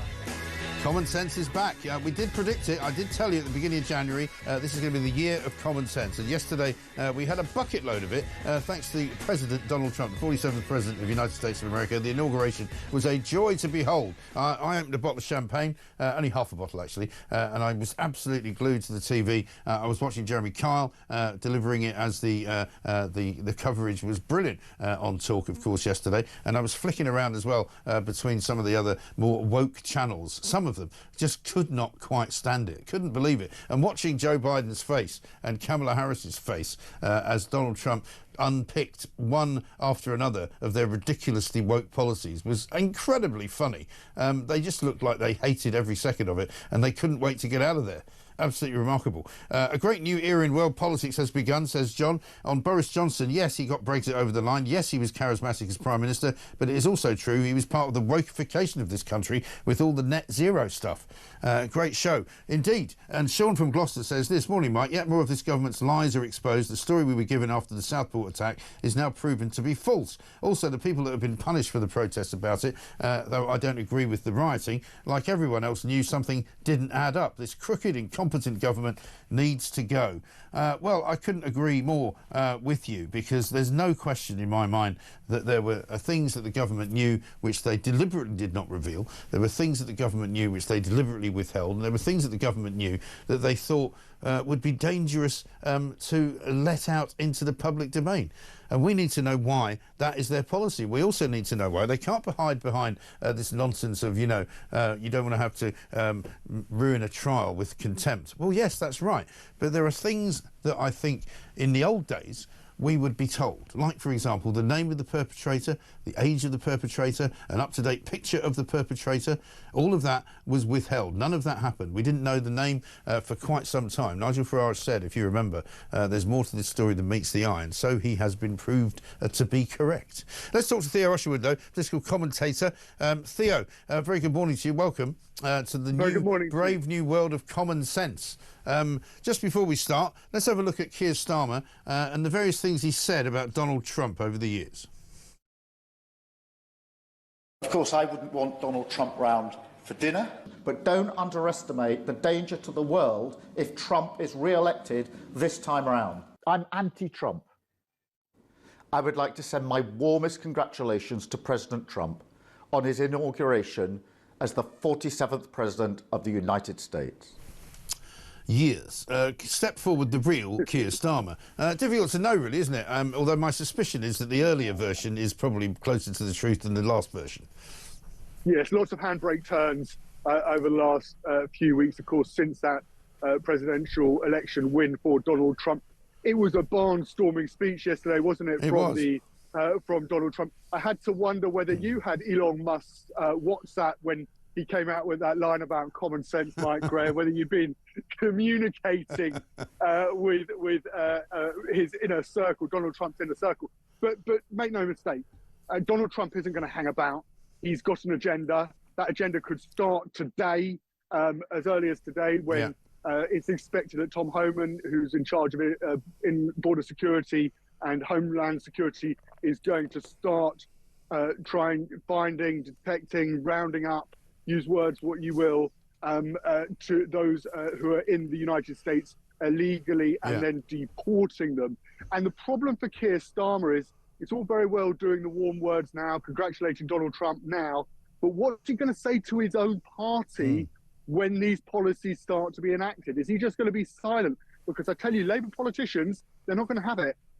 Well, that's the thing. I mean, we already saw an awful lot of noise yesterday, didn't we, from the usual suspects on the left saying, this man's very dangerous. We had Ed Davey talking about how he was a danger to the world and, you know, he's threatening NATO and all sorts of other things that are going on. Labour will be echoing much of that. You know, we've got sort of lefty broadcasters talking about how it's going to be terrible if you're an immigrant in the United States of America. You know, at least, I mean, I think now that the left in this country have accepted that immigration is an issue, and they seem to have accepted that, you know, we can't just continue to keep saying it's all very well, just come here and seek asylum, we want to be a sanctuary for you, because they've seen what damage that has done to the country, and they can see what damage it's done to America. But the problem for Starmer will be, if it works for Donald Trump, you know, he will also be under pressure from the people of this country who will say, well, why can't we do that? Well, I might just slightly disagree with you. I think there's a large rump of the left, Mike Graham, that don't accept that there's a particular issue, that actually there are those who, you know, when Boris Johnson was Prime Minister, Rishi Sunak was Prime Minister, were vehemently opposed on the left to the policies being from the Conservatives when it came to immigration. I do think there are those, however, around Keir Starmer who do recognise that immigration is a problem and are pressing the Prime Minister. And indeed, the Prime Minister has worked hard to, whilst he has scrapped the Rwanda scheme, to deport migrants and to ensure that they are returned back to their respective countries. But there is, this is a problem. I'd also say, you mentioned immigration. The economy is such a big one here because Donald Trump is facing in completely the opposite direction when it comes to the tone he's going to be setting with the US economy. He's going to be cutting taxes. He's going to be trying to stimulate economic growth by encouraging businesses to expand their plants, expand their operation in the United States. As he said, simply put, he's going to put America first. Contrast that against Keir Starmer and Rachel Reeves' policy, what we saw in the budget on October the 30th, when they put taxes up by £40 billion. We've got businesses, Shore Capital's in the papers, and analysts in the papers saying that we now may be in a technical recession as a result of the budget because businesses are worried about setting up or expanding their businesses and their operations here in the UK because they're worried about the tax implication of doing so. There was a report out earlier this week where more millionaires left the UK in 2024 than they did in 2023. Right. Why did they do that? Because they're worried about the tax implications of setting up here. And I think if we get 4 years down the line and Donald Trump has the American economy sailing off with a huge success rate and Britain is still ailing, bumping around on 1 or 2% growth at best, that's going to contrast very badly for Keir Starmer and Rachel Reeves. Oh, totally. I mean, there's a story in The Sun today about a £1 billion pub tax hit, which is coming. The hospitality sector is expecting something like 750,000 more workers to be dragged into national insurance because they've lowered the threshold from 9,000 down to sort of 5,000. And it's still not looking good for Labour on any front, really. I mean, we've got the Southport statement coming out this morning at 8:30. We've got Rachel Reeves working herself through the Davos nightmare of trying to kind of, demonstrate that she's in charge of the economy and doing a good job when everybody knows that she's not. We've got inner turmoil in the cabinet. Bridget Phillipson, apparently Liz Kendall already upsetting Keir Starmer because they're not doing what he wants them to do. David Lammy, again, not exactly putting the best foot forward, having called for the arrest of Benjamin Netanyahu. I mean, the list just goes on and on and on and on. And there's nothing good coming down the pike for Starmer, is there? No, and he's got his statement in the next hour or so, starting in about 45 minutes, in fact, in Downing Street, and he needs to get that right. He is, of course, under pressure, and the security service under incredible pressure as well, because this Radabakana, he's pleaded guilty to the offences, but it's subsequently come to light that he was referred to prevent 3 times. Reports in the papers today that he attacked another pupil with a hockey stick, that he had a knife. Nigel Farage, of course, saying, and he's come out today and said, Keir Starmer needs to answer questions about what the public was told and why weren't they told the full information at the particular time, of the Southport attacks. And that actually, Nigel Farage's point is that the riots wouldn't have happened if the public had been given all of the information up front. We live in a different world. I was a court reporter going back to the early noughties, and yet we often got information quicker, but also we didn't have social media back then, so there was never the concern that actually information just could spread or conspiracy theories could spread. But now we live in a new world order, Mike Graham, and actually the police, the government, the relevant authorities need to get up to speed with if they are not willing to provide the information or at least a lot of the relevant information up front to reassure the public, then there is going to be a vacuum that is going to be filled. And unless you go take some draconian measures to shut down the likes of X and other social media, which I don't think anybody wants to see, then you're going to end up in a situation where conspiracy theories can spread like wildfire. Well, exactly right. People say to me now all the time, Theo, if there's a particular event happens, particular crime, particularly if it's what looks like it could be a terrorist-related incident, whether it is or not, if the name is not released immediately by the police, people in the country begin to assume that it's somebody that the police don't want you to know about. So they begin to then pass word around to one another that it must be some kind of immigrant. Could it be an illegal immigrant? It might not be, but the fact is that that's what they do, because we also know that the police will quite often release information if it isn't somebody with a foreign-sounding name, and they'll just release it, and they'll release a picture. But what we get instead, like with Chris Cabba, somebody pointed out to me, you know, the man who was shot dead by the police, got this lovely, happy-go-lucky picture of him. Doesn't look at all like a gangster. We get this guy, Rudy Cabana. We get a picture of him as a child, you know, and we're told he's a child actor, and we're told he's a choir boy, and we're told he's raised in Wales. But you know, it took a long time for his name to come out.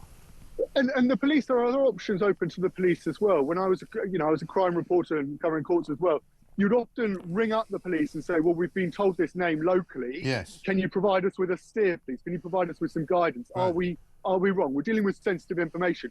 And the police, you know, back in the day when you're dealing with, you know, perhaps old school coppers, they're grown-ups. And they would give you an honest. If you had the wrong name, they would tell you, because nobody would want the wrong name to come out. And if you had the right name, they'd say, "Yep, that's correct. Yeah. You can go with that. That's fine." So there are other options open to the police, but it's really important. There was a particular issue in this case, of course, because the individual was under the age of 18, but it was very close to his 18th birthday, right. And the police could have feasibly gone to the court ahead of time and asked for, and they did do so at an early stage, but still too late. Yeah. They could have feasibly gone and tried to apply for his name to be released, but it was all too late. And we're dealing in they're dealing in an incredibly fast-moving situation, and they got overtaken by events on social media, and we saw the consequences of what happened. And that is the problem. Well, we'll look forward to seeing his statement at 8:30. Theo, good to talk to you. Thank you very much indeed. Keir Starmer's making a speech statement of some kind or other at around about 8:30 this morning. We'll bring that to you live. It's going to be about Southport, and presumably it's going to be about the inquiry that has been already set up and called for by Yvette Cooper, the Home Secretary. Warwick from Devon says, "Morning, Mike. Your excellent show started. What a great day for common sense yesterday in America. Let's pray that it can happen over here." Well, here at the world headquarters of Common Sense, of course, we talk common sense every single day. We've been doing it for quite a few years. Donald Trump now is the father of common sense over in the United States of America. As Theo just said, it's almost as though he's been listening to the show. Let's get a voice note from Wayne. Good morning, Mike. My coffee tastes sweeter. The air is fresher. What a beautiful day it is to be alive in the world. Thank God for America. That's all I can say, and thank God for the American people. I know we've got this swamp of Labour beneath us at the moment, but do you know what? I still have faith going forward.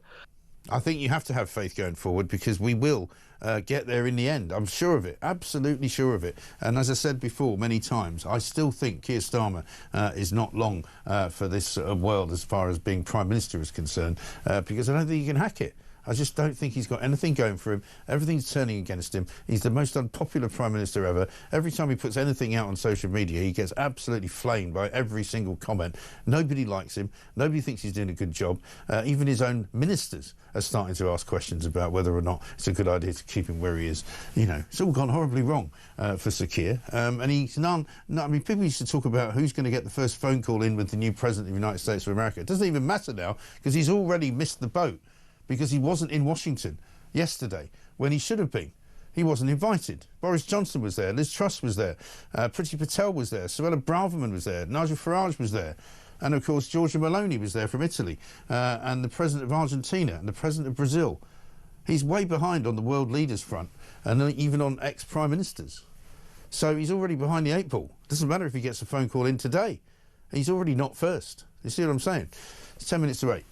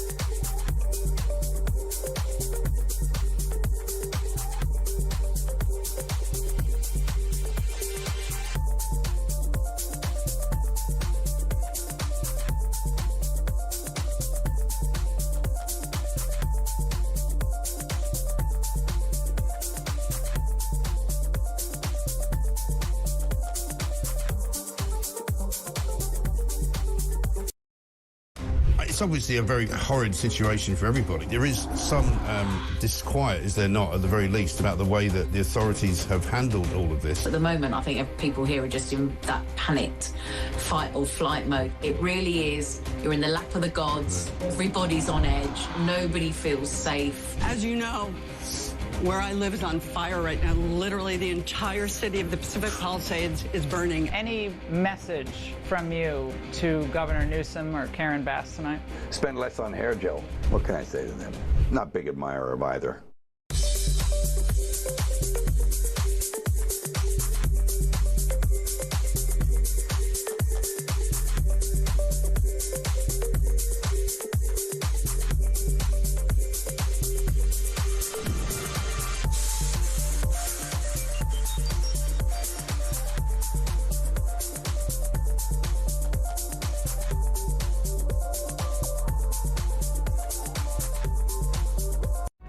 Across the UK, on DAB+, on YouTube, on the app, on your mobile, the home of common sense.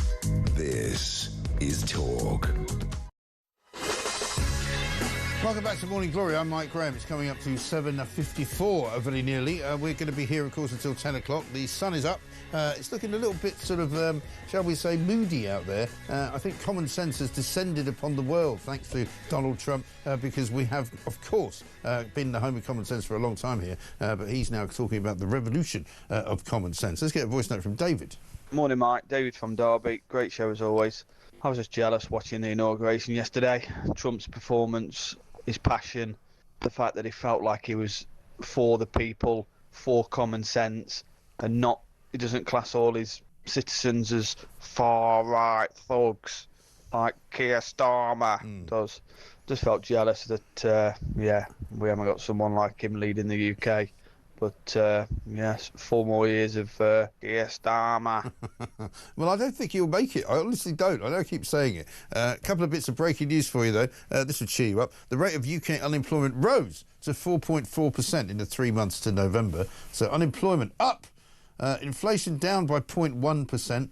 I think retail spending also down by 0.1%. I mean, it's all moving in a very, very small way and nothing very significant. Meanwhile, you'll like this one even more. The government will today confirm the name of a new independent commissioner for the UK's anti-terror programme, Prevent. Great job. Great job. I mean, seriously, is that the best you can do? A new independent commissioner for the UK's anti-terror programme, Prevent, which is probably should be renamed not Prevent, Don't Prevent, Doesn't Prevent, Preventable. Let's talk to Asher Fredman, who's Director for Israel at the Abraham Accords Peace Institute. Asher, very good morning to you. Good morning, good morning. Thanks very much indeed for joining us. I mean, we wait with bated breath, I suppose, for this weekend's events. We wait for more hostages to be released on Saturday. Donald Trump yesterday sort of gave the world a big thumbs up and gave us all hope for the future, I think, with some of the things that he said. But he's also said he's not that confident that the Gaza deal will hold through all 3 phases. I know that I've spoken to some people in Israel who are not sure about that either. What do you think?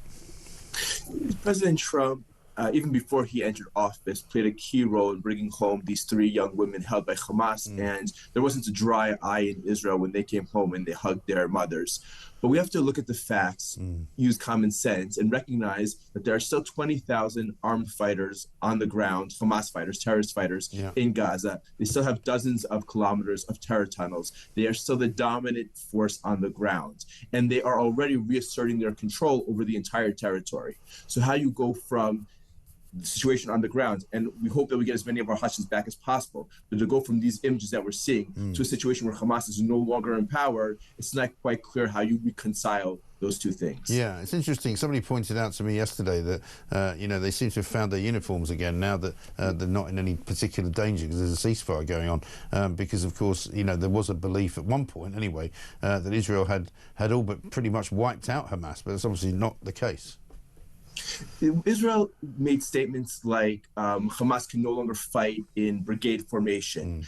But the fact is that in order to defeating Hamas isn't possible. It's feasible. It requires neutralizing 75-80% of Hamas's fighting force.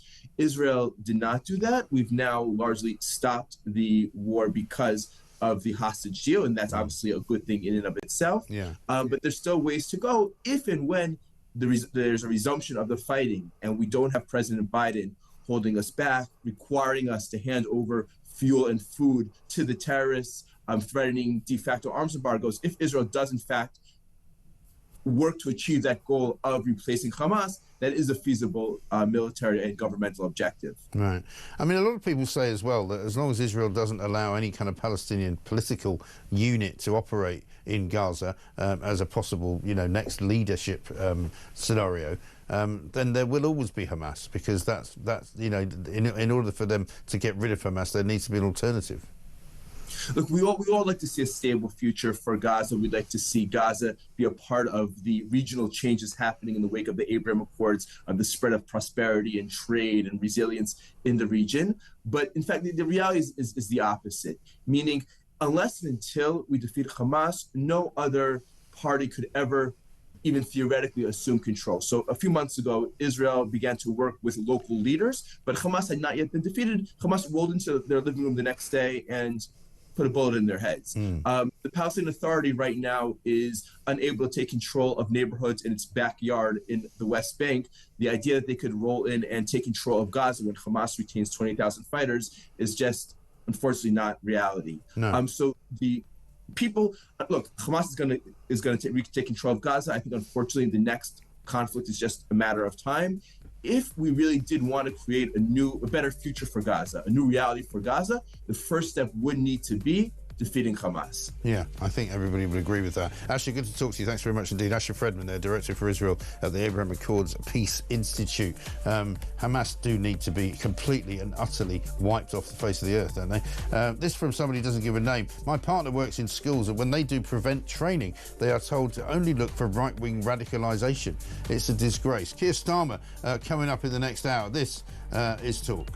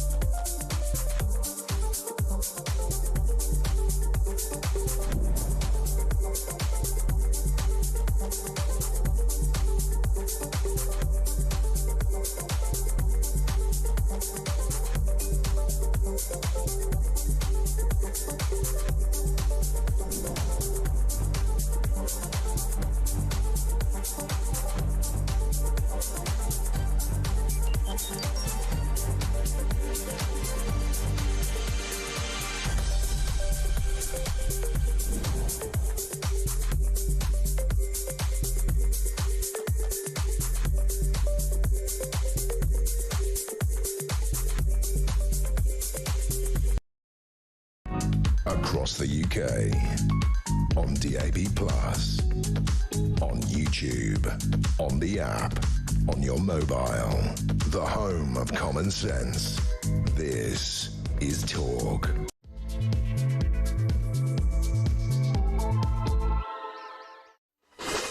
Welcome back to Morning Glory, 2 minutes past 8. I'm Mike Graham with you all the way through until 10 o'clock for a glorious hours of Morning Glory every single weekday morning from 6 until 10.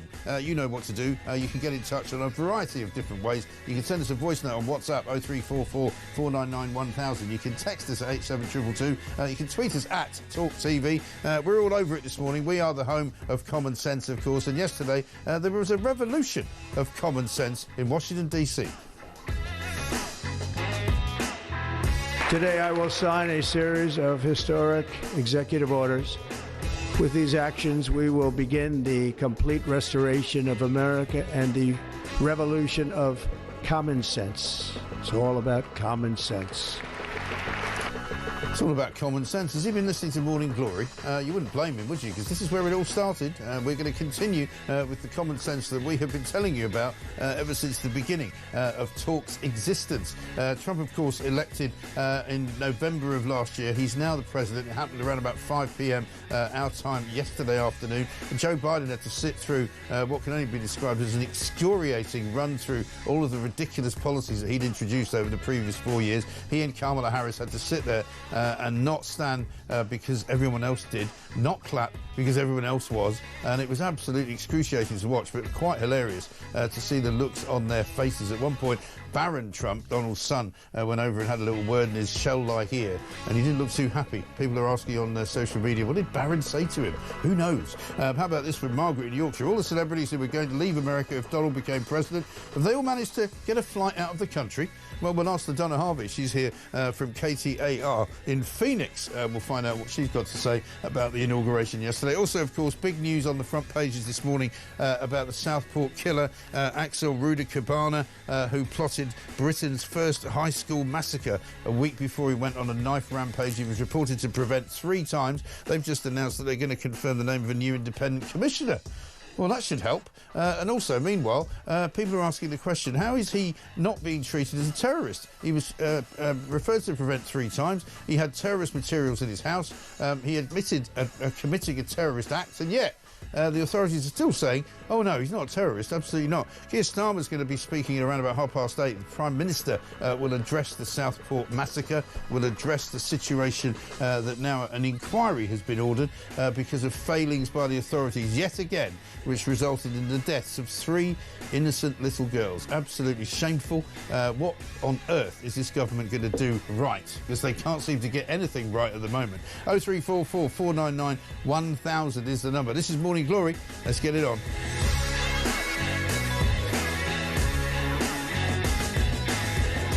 And if you're wondering how to get in touch, this is how you do it. Morning, Mike. Great show. Mr. Trump. I mean, who'd have thought it? A leader of a country that gets voted in. And guess what? He's actually enacting, ordering exactly what he told the voters he was going to do. Mr. Starmer, maybe you should take note of that rather than go back on every single promise. Sam, thank you very much indeed. What a very good thought indeed. Keir Starmer, who was elected just because he wasn't a Tory, effectively, has now been carrying out a programme of activities, none of which he said he would do, and he's not doing all the things he said he would do. That's what we seem to be faced with. Paul says this: the Americans have Donald Trump, who declares there are only 2 genders, while we have Starmer, who doesn't even know what a woman is. I mean, it's not untrue, is it? Let's talk to LaDonna Harvey, who I'm pretty sure is definitely a woman, co-presenter of Arizona's Morning News on KTAR in Phoenix. Very good morning to you, LaDonna. Good morning to you. Well, I mean, I told you we were the home of common sense. I think Donald Trump and his merry band of politicians have been listening in to Morning Glory, and they picked up on the phrase, because a lot of common sense yesterday. He said it was a revolution of common sense, and it really was. Well, I mean, you know, here's the thing. When Donald Trump promises something, he generally follows through on it. And he absolutely did. Yesterday after the inauguration, and, you know, I mean, he was bashing the previous administration who had to sit there and listen to it, which had to be terribly uncomfortable. They didn't look happy, did they? No. But when he got done, he signed a bunch of executive orders, about 100 of them, and they were directly related to his campaign promises. Yeah. You know, like him or dislike him, it doesn't matter. Eventually, the guy does what he says he's going to do, Right. and you have to appreciate that. And I think that's why the people who voted for him voted for him. Right. They knew he would do those things. And they all wanted. I mean, we had some, shall we say, lefty broadcasters here in this country expressing disbelief that, you know, some of the things that he was doing were actually wanted by the people of America. They were like, they couldn't quite believe it. You know, he actually wants to deport people, and there are people in America who agree with him. And it's like, well, yeah, that's the process, actually. You know, somebody says, this is what I'm going to do. You agree with him. You vote for him. He gets in. He starts doing it. You know, I mean, it's just incredible to me that they don't get it. No, and I think that's why you had such you know, such a disconnect between Democrats and the electorate in the election. Right. Over and over, the polls showed that immigration, illegal immigration, let's be really specific, was a top issue. We didn't know who was coming across the border, and they were coming across the border in the thousands. Right. This is, you know, illegal immigration and immigration should not be conflated. And the Democrats for a long time have tried to put those two together as though it's all one thing. Right. And it's not. It just isn't. No. Breaking into a country and applying for a visa and coming in and saying, I want to be a citizen, are two very different things. Right. You know, we caught terrorists at the border, people who were known terrorists, and that is something that they just could not understand. Exactly right. We have the same problem here. You know, all immigration is great. Well, no, it isn't actually. You know, and if you take that view, then you don't have a clue, because it means that you have no sort of filter and no reason to actually see that inviting people in who might be terrorists or who might be criminals is a bad thing. And the Republicans are now saying there's 750,000 illegal migrants who are criminals roaming the streets of America, and they want to kick them out, quite rightly. Right. It's, you know, there's a very big difference between an immigrant and an illegal immigrant. Yeah. And if you have broken into the country, you've broken the law. We understand, I think most of us understand the need for a better life, the wish for a better life for you and your family.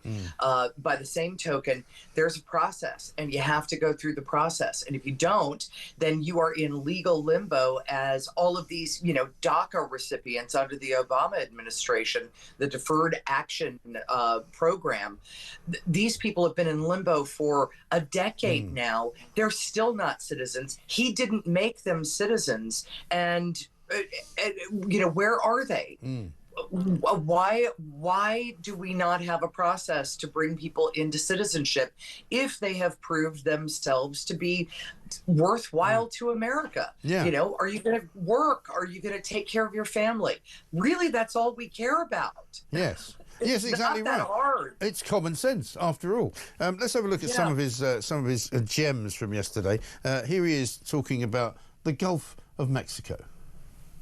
A short time from now, we are going to be changing the name of the Gulf of Mexico to the Gulf of America, and we will restore the name of a great president, William McKinley, to Mount McKinley, where it should be and where it belongs. I didn't know Mount McKinley's name had been changed. Here he is about drilling for oil. Today, I will also declare a national energy emergency. We will drill, baby, drill.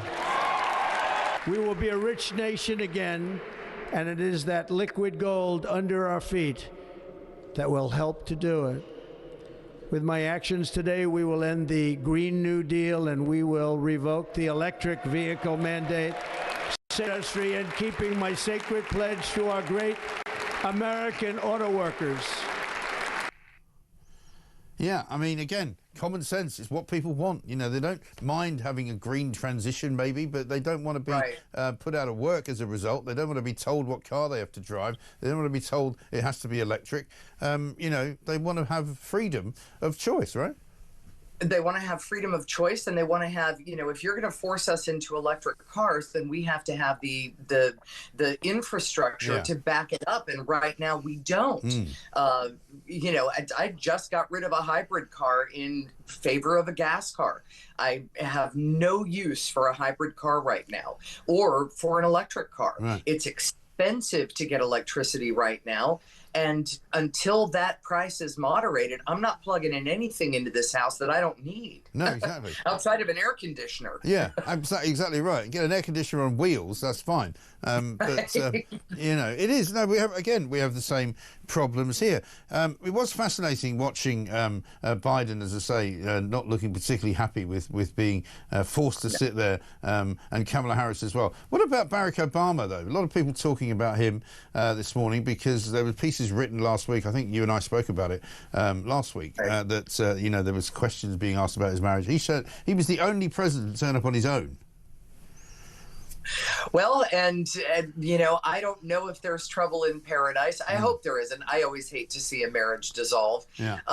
But again, a former president is the only one who knows exactly what it is that a president goes through.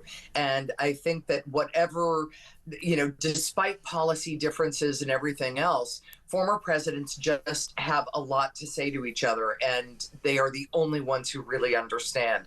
So I think that Obama has softened a bit when it comes to Donald Trump. He probably disagrees with his policies, but he also knows, listen, voters made a choice, and that choice was incredibly clear and decisive. And this is the direction that America wants to go in, not America's politicians. Two very separate things. Yeah. And you heard the cheers there for everything he says. Let's have a look at what he said about going into outer space. As we liberate our nation, we will lead it to new heights of victory and success. We will pursue our manifest destiny into the stars, launching American astronauts to plant the stars and stripes on the planet Mars. Mars. It's just the way he says things, isn't it? I mean, again, it's ambitious. It's I was saying it's just got echoes of Kennedy when he was talking about, striving to reach the moon before the Soviet Union, and talking about, how we do these things because they are not because they are easy, but because they are hard.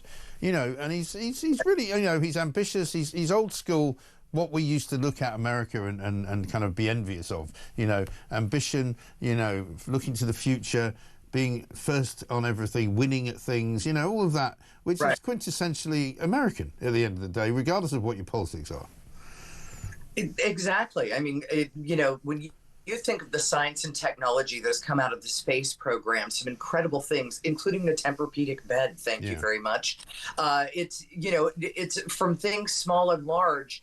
Out of those explorations, wonderful things can happen because things happen along the way, and you're able to invent things that normal Americans and the rest of the world, by the way, can use. I mean, having that openness to go to the stars, to say we want to make this a better country. I don't think that those are terrible things. How he gets there, well, we'll see. Yeah. It's you have a policy, and then you have the implementation, and the implementation is always a pain. So we'll see what happens. But he does have Elon Musk on his side, and Elon Musk got very excited about this idea of going to Mars, and he can possibly do anything, this guy. Have a look.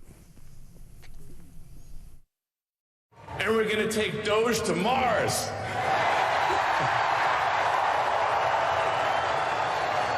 I mean, can you imagine how awesome it will be to have American astronauts plant the flag on another planet for the first time?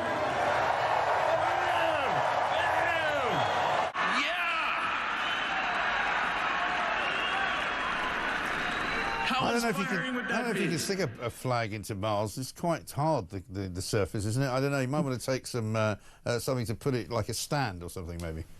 Maybe you can get in there and dig a hole, I guess. What else Yeah, but can you see, do? typical British reaction. Well, I don't know if you could do that. I'm not sure about that. The guy's going to Mars. Let him go. Sure we can. Yeah. Yes, we can. That used to be a phrase. But yeah, also, Biden, the final, I suppose, question is Biden pardoning members of his family who don't appear to have done anything wrong was a bit of a weird one. I'm told he actually was putting that pardon through even as Donald Trump was actually speaking. Well, he did a lot of preemptive pardons, including for Dr. Anthony Fauci. Right. It was the members of the January 6th committee of the House of Representatives. He was preemptively trying to stop Donald Trump from going after potential enemies. Right. And that should be something that makes everybody uncomfortable if you have an enemies list. Right. I have a lot of people I don't like. Right. I don't need to see them in prison. I just don't have to employ them and or be their There friend. must be someone. Come on. There must be someone. Okay, I can think of maybe one person. One. That Yeah, exactly. We've all got one, very possibly. Anyway, listen, Donna, good to see you. Thank you very much indeed. Co-presenter of Arizona Morning News on KTAR in Phoenix, Arizona. Let's get a voice note from Ben. Good morning, Mike. Ben from Frimley here. After the utter joy of watching Trump and Vance come back yesterday, and Elon with his silly antics, but the man's a genius, parading around on stage, taking the USA forward, I just felt slightly depressed about the state of the UK. It stemmed all from Ken Livingstone ruining London, Tony Blair, all the way through to Boris, and ultimately Rishi, and now Starmer's just finishing the job. I'm not sure we can actually stand 4 more years of this whilst America just pulls away from us. What are we going to do, Mike? We're not going to have to put up with 4 more years of it. That's what I keep saying. Nobody believes me. But, listen, I've been right about everything so far. Just watch this space. Max in Mitchenhampton says, morning, Mike. President Mike, he says, why are so many public inquiries set up after terrible events to investigate the failings of agencies that were set up to prevent those terrible events from happening in the first place? There's no point being reactive. It's too late by then. Well, yeah, well, don't worry. The Prevent people have got it all sorted out. They've got a plan. What they're going to do is going to name a new independent commissioner for their organisation. I don't know when they're going to do that. Keir Starmer's going to be speaking in about 10 minutes' time.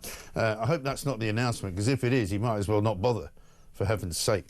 Coming up, the Lord Dannett is going to join us. He's written a piece in The Sun today, former chief of the General Staff. He's worried about the fact that we now spend more money on health benefits and all sorts of other welfare payments than we spend on the military in this country.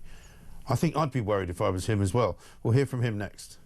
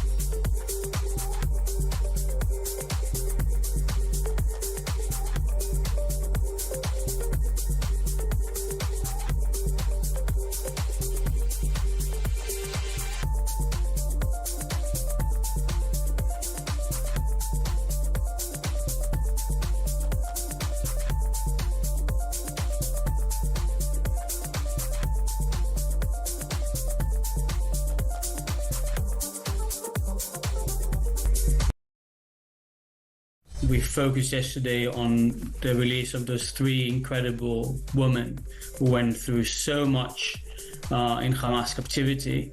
And this morning we woke up in order to resume our fight for the rest of the hostages who remain in Gaza's tunnels, including my brother-in-law Marie. It doesn't contradict each other. The opposite, seeing that the deal is going through, that there is a beginning to the end for us, the families of hostages, is hopeful.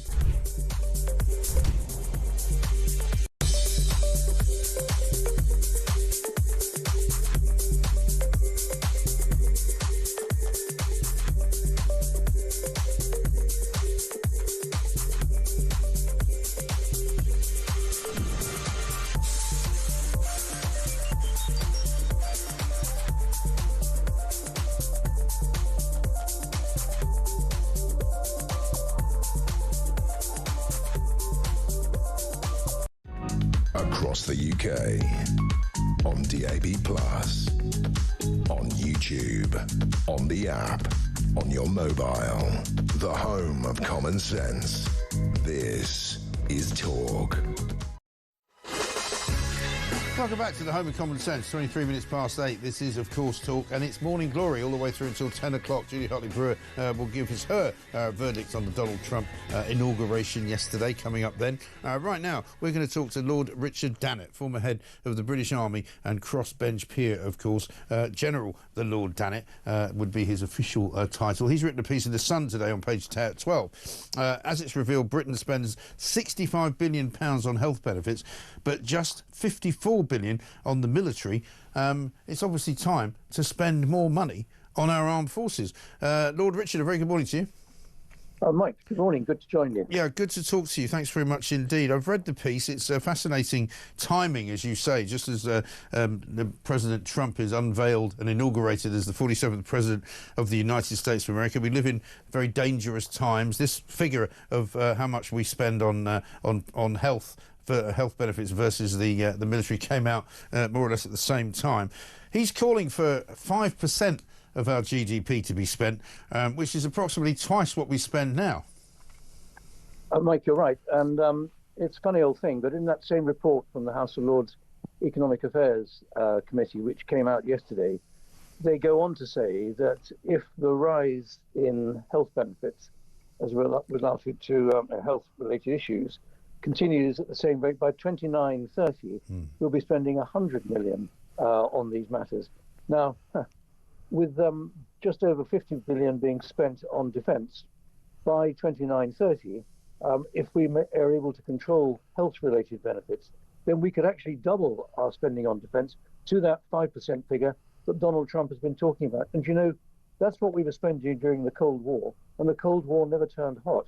It's not just a question of spending money on our military, it's actually the deterrent capability that we can achieve to protect this country and to protect Europe from a proven aggressor like Vladimir Putin. And have you seen any evidence from this current government that they want to increase spending? They don't seem to like to spend money on anything that's not one of their pet projects at the moment. Well, we are partway through a strategic defence review, which is looking at all the threats and the current capabilities of this country, and it will publish its report in due course.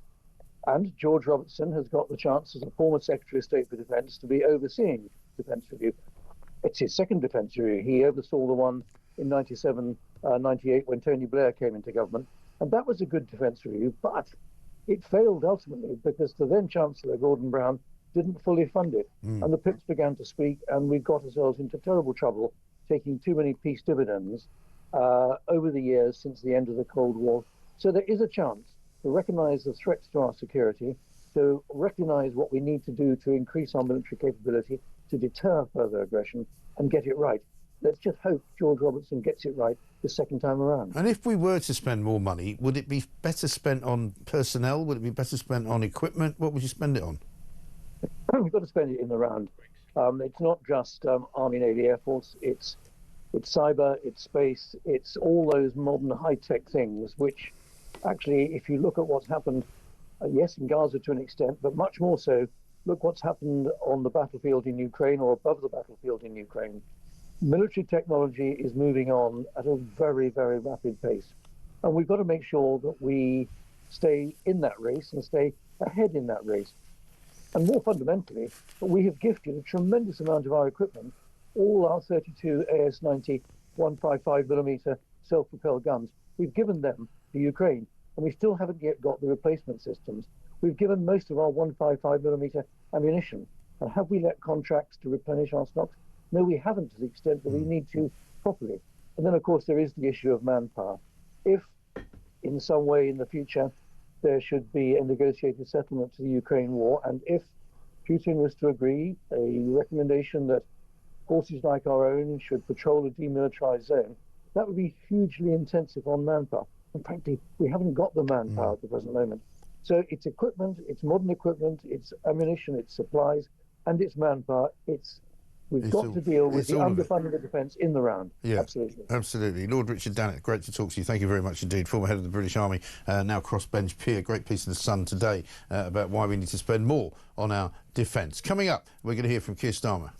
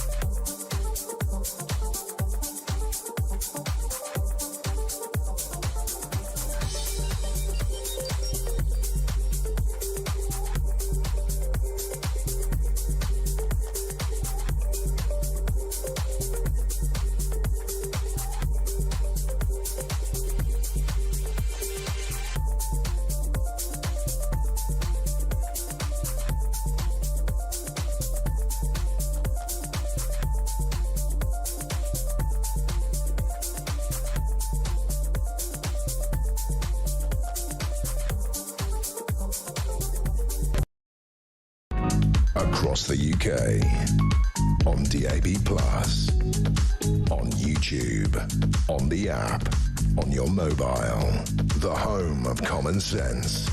This is Talk.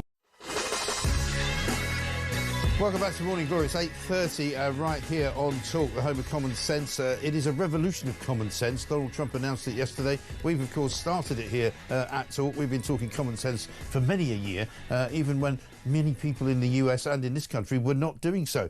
Deborah says this, Starmer had a Cobra meeting after the Southport incident where the police would have given all the information collated on the day of the incident. Cover-up at its highest, he has to go. And one from somebody else who doesn't give a name here. On the Southport murders, the government, the CPS and the police are claiming it is impossible to determine Radha Kubana's motivation was Islamic terrorism. The BBC described him as being obsessed with violence, suggesting mental illness. So why did he select a target which Islamist view as the worst aspect of Western culture? Girls freely expressing themselves. We're going to go live now to Downing Street. Here's Keir Starmer. Barbaric murder of 3 young girls in Southport is a devastating moment in our history. No words come anywhere close to expressing the brutality and horror in this case. Every parent in Britain would have had the same thought. It could have been anywhere. It could have been our children. But it was Southport. It was Bibi, 6 years old. Elsie, 7. Alice, 9. Back in August, I said there would be a time for questions, but that first, justice had to be done, and that above all, we must not interfere with the work of the police, the prosecutors, and the delivery of that justice.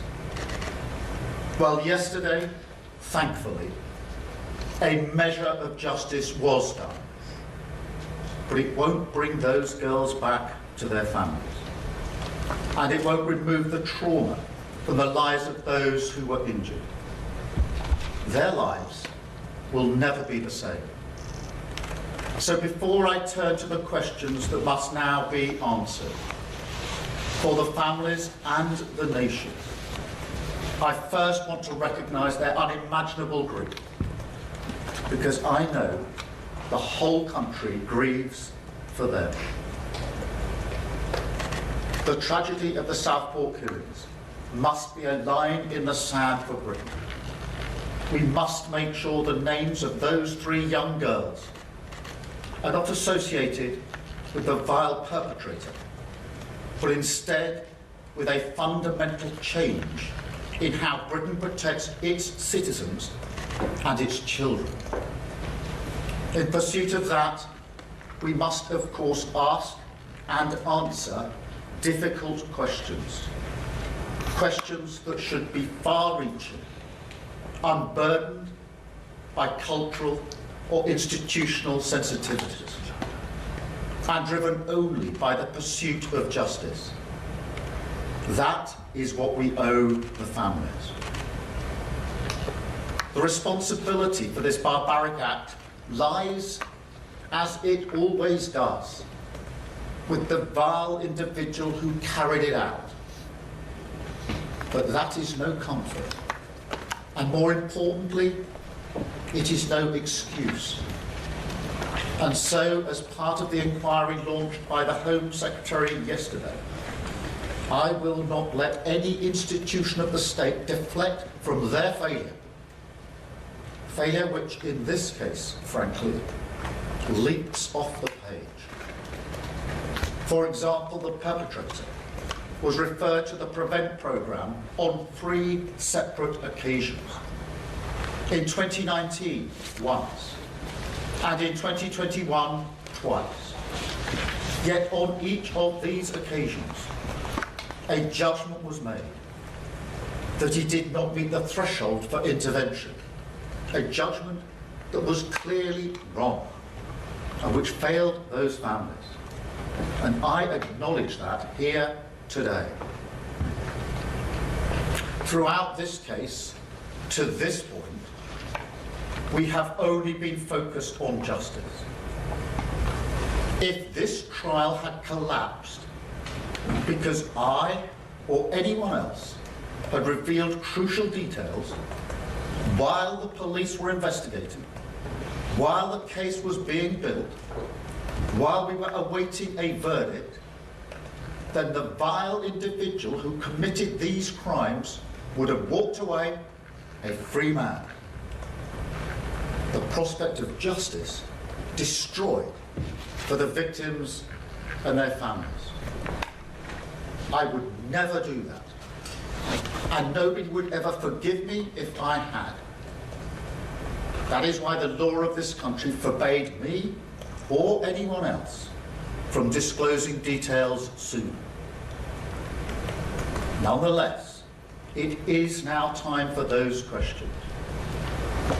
And the first of those is whether this was a terrorist attack. The blunt truth here is that this case is a sign. Britain now faces a new threat. Terrorism has changed. In the past, the predominant threat was highly organised groups with clear political intent, groups like Al-Qaeda. That threat, of course, remains. But now, alongside that, we also see acts of extreme violence perpetrated by loners, misfits, young men in their bedroom, accessing all manner of material online, desperate for notoriety. sometimes inspired by traditional terrorist groups, but fixated on that extreme violence, seemingly for its own sake. Now, it may well be that people like this are harder to spot, but we can't shrug our shoulders and accept that. We can't have a national security system that fails to tackle people who are a danger to our values, our security, our children.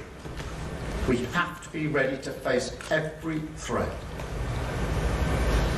When I look through the details of this case, the extreme nature of the violence, the meticulous plan to attack young children in a place of joy and safety, violence clearly intended to terrorize, then I understand why people wonder what the word terrorism means. And so if the law needs to change to recognize this new and dangerous threat, then we will change it, and quickly. And we will also review our entire counter-extremist system to make sure we have what we need to defeat it. Now, that work is already underway. I've tasked Sir David Anderson Casey, the new Independent Prevent Commissioner, to hold this system to account, to shine a light into its darkest corners, so the British people can have confidence that action will follow words. But I have to say, to face up to this new threat, there are also bigger questions. Questions such as how we protect our children from the tidal wave of violence freely available online. Because you can't tell me that the material this individual viewed before committing these murders should be accessible on mainstream social media platforms, that with just a few clicks people can watch video after horrific video, videos that in some cases are never taken down. No, that cannot be right. But it's not just the nightmares of the online world. Because when you wake from a nightmare, the first thing you do is reassure yourself with reality. But for far too many people, the state of our society no longer does that. Now, people will say this is all because of immigration, or all because of funding cuts. But in truth, neither tells us anything like the full story, or explains this case properly. No, this goes deeper. A growing sense that the rights and responsibilities that we owe to one another, the set of unwritten rules that hold a nation together, have in recent years been ripped apart. Children who've stopped going to school since the pandemic. Young people who've opted out of work or education. More and more people retreating into parallel lives, whether through failures of integration or just a country slowly turning away from itself. Wounds that politics, for all that it may have contributed, must try to heal. Thirdly, there are also questions about the accountability of the Whitehall and Westminster system. A system that is far too often driven by circling the institutional wagon, that does not react until justice is either hard won by campaigners or until appalling tragedies like this finally spur a degree of action. Time and again we see this pattern. And people are right to be angry about it. I'm angry about it. Southport must be a line in the sand. But nothing will be off the table in this inquiry. Nothing.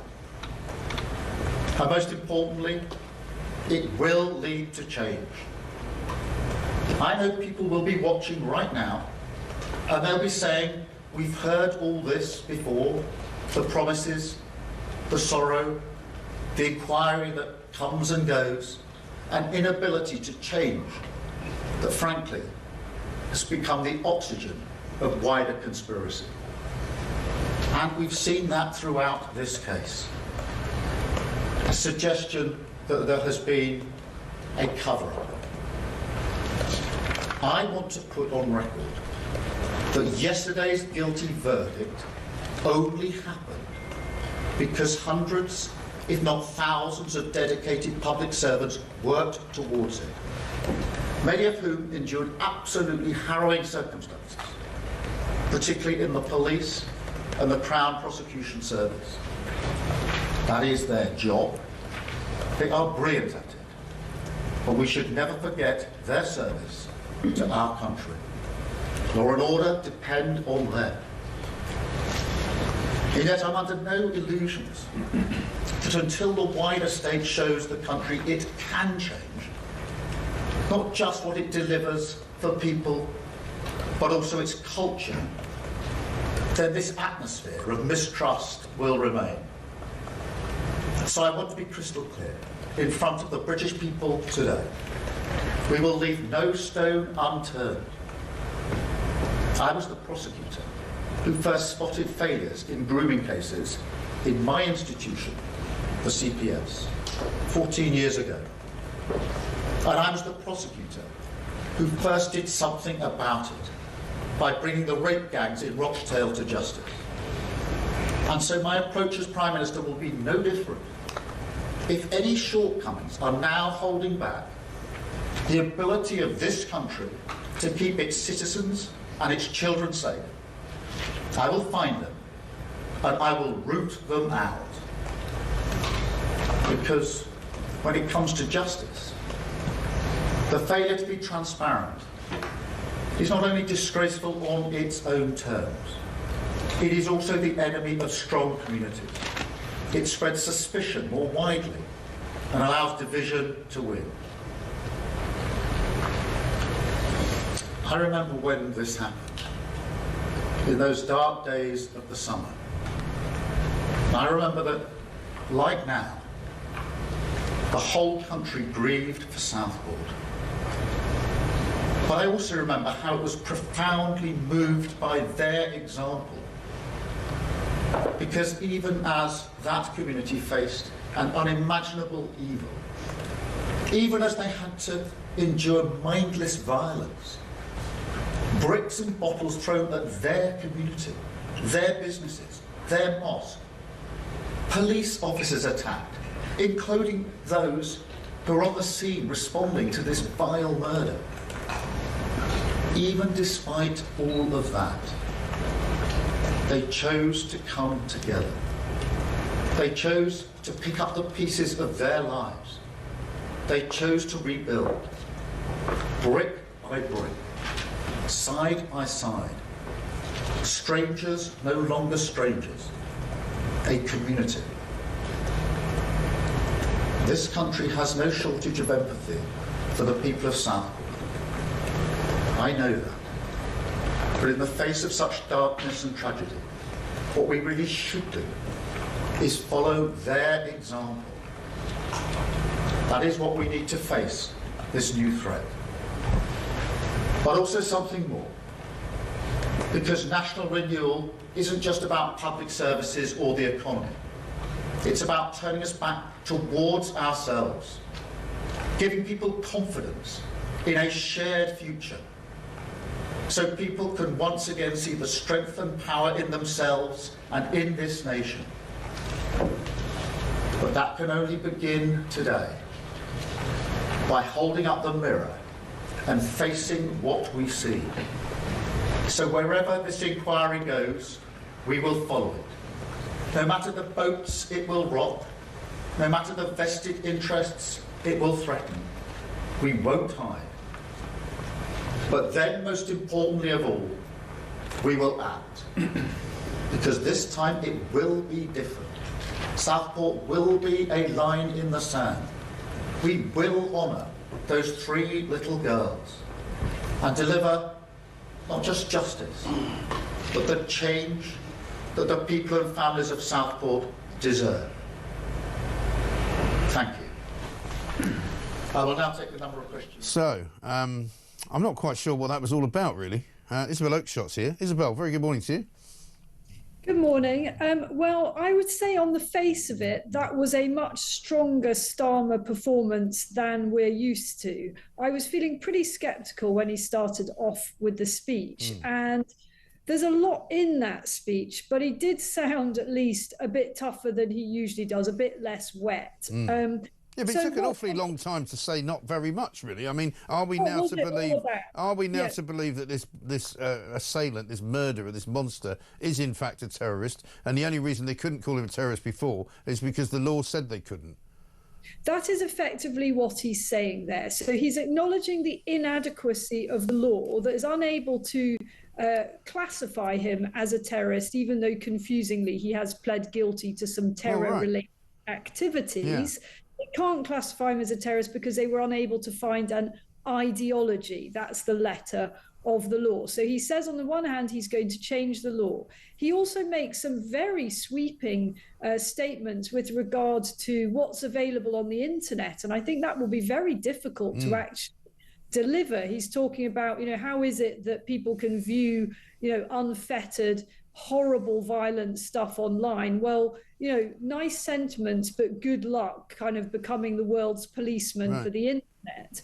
I think that the victims' families, clearly I don't speak for them, but I think that they may not be particularly happy to hear their names used in this way. He tried to hold them up as an example of how we should comport ourselves in the wake of this terrible, terrible crime. Those victims' families are pretty angry with Keir Starmer on a number of levels. And if you talk to them, they will say, well, where is he? Where was he? He came to visit us. He didn't write to us. There was very, very little. Well, he talks about a lot of empathy in this country, a lot of empathy in Southport. Well, there was no empathy when he went to Southport, refused to talk to the residents, and refused to talk to the people there, and just simply put down a wreath, turned around and walked away. They are very angry with him and with Yvette Cooper. They feel that it's been very, very shabbily, shoddily handled. Starmer was very interesting too about the atmosphere of mistrust of authorities. He's on the back foot here, trying to justify what many perceive to have been a gigantic cover-up. And he made a powerful case that he couldn't have said more earlier. The government couldn't have said more because it might have derailed the trial. Well, some people will take that and some people won't take that. But where I think he's on the weakest grounds is these sweeping pledges that he's going to do whatever it takes to ensure nothing like this can ever happen again, talking about if there's anything that can be done to root out, the dangers faced by our children, then he'll do it. Well, let me give him a couple of very simple examples. Deport foreign criminals. He's not done that. It's an obvious way to keep our children safer. Stop the boats coming over full of people we don't know who they are. To be clear, in this case, Axel Rudikabana was not an illegal immigrant, but Keir Starmer has broadened this out, saying that he wants to stop anything that may make our children less safe. Well, there are a couple of primary examples. He's had 9 months. He hasn't stopped either of those things. Right, exactly. And he says it's not about immigration. Well, actually, it is about immigration, because in this case and several other cases of violence and extremism and terrorism, quite frankly, there was the stabbing up in the northeast of England to death of a man by somebody else because of what had happened on October the 7th in Gaza, and this boy, when he was 17, called a boy, now a man of 18, when he committed the crime, he came here as a result of immigration. Well, he was born here as a result of immigration. And the point is that, people are not stupid. People will make those connections. Yes, I mean, as it happens in this case, Axel Rudikabana was born in Britain, though his family, likely much traumatised, were refugees to the UK, and who knows what difficulties they brought from Rwanda, where they'd fled the genocide, what trauma they'd been through and how that affected his upbringing. And I think there'll be much more to come out about the Rudikabana family in coming days and what they could have done more to prevent their son from committing this absolute horror. So, yes, Keir Starmer had to make this speech. He did his very, very best to put as robust a face on it as he could over what has undoubtedly been the most incredibly controversial handling of this horror. And I think he's made a bunch of pledges that he isn't even going to be remotely able to deliver, nor does he actually have the will to deliver. Right. And he said that there was no cover-up. He also said that there were things that he couldn't say. He then said that the most important thing is transparency. You know, none of those three things can operate in the same room. At the end of the day, he withheld information. He can justify that if he wishes by saying that if he had let that information out, that would have maybe risked the collapse of the trial. But you and I have done this for a long time in this game, and there are plenty of things that could have been said about this trial and about the detail of the individual concerned without the trial collapsing. Of course. I mean, I don't think the evidence in this case was particularly flimsy, was it? Right. You know, it wasn't as if prosecutors were going to have a very hard time proving who did this awful thing, right, as if there weren't multiple witnesses and so on and so forth. So I think we can all understand the whole thing about not prejudicing a trial, but basic things could have been said earlier. And if it was possible to tell the public a few months ago about the terror dimension, why wasn't it possible to tell the public about that back in August when they first knew about it? Yeah.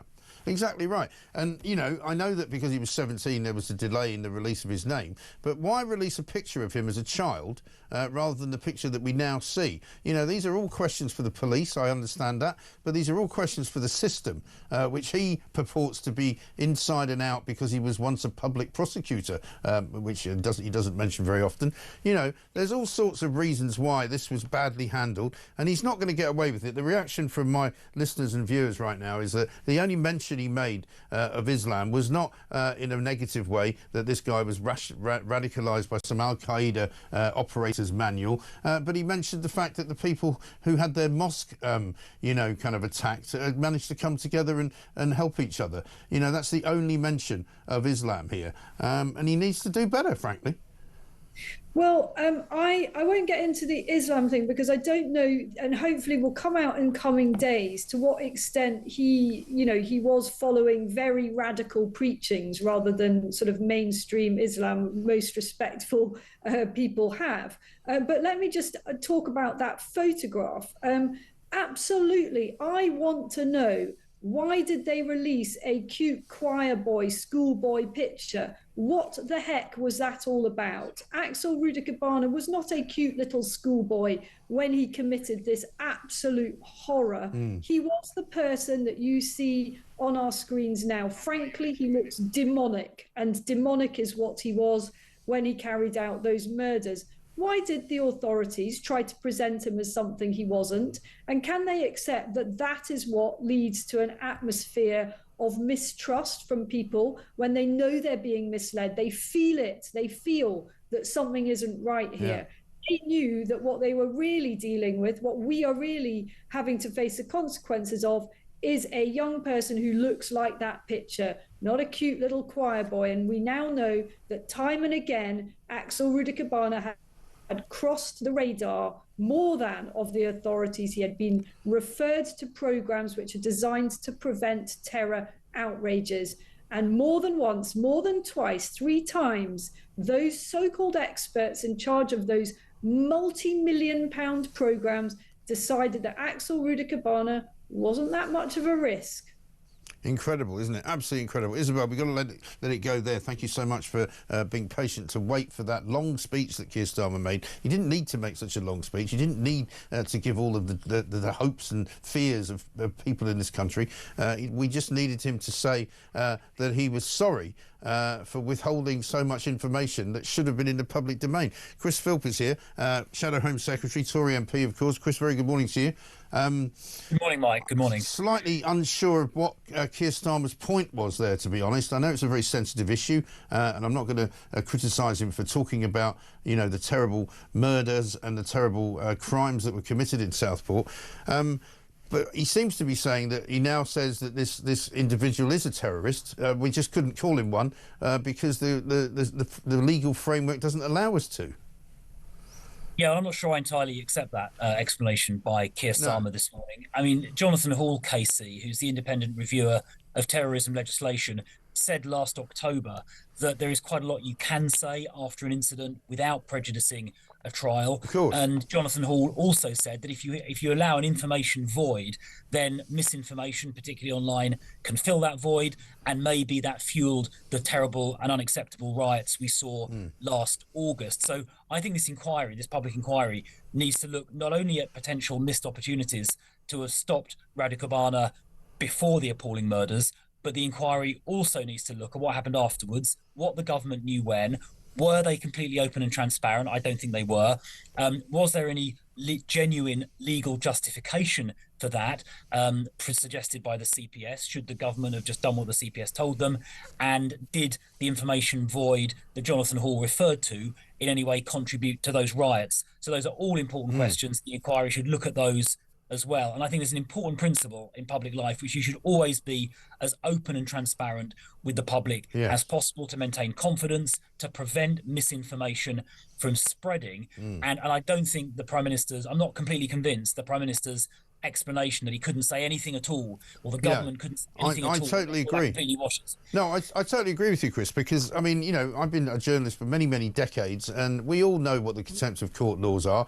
We all know what you're allowed to say and what you're not allowed to say, and I'm not going to be given any lectures, thank you very much indeed, from some bloke who thinks he's a lawyer, so he can now shut everything down. You know, we've had the Speaker of the House of Commons as well being told that he has to make sure that nobody said anything in the House of Commons, which is protected by parliamentary privilege, you know. So there's something very wrong here. He talked about transparency and that in order to trust the system, there must be transparency. He's just admitted to Beth Rigby, who asked him a question from Sky, if it's true that he withheld information. He's just admitted that he did withhold information because he says it would not have been right to disclose it.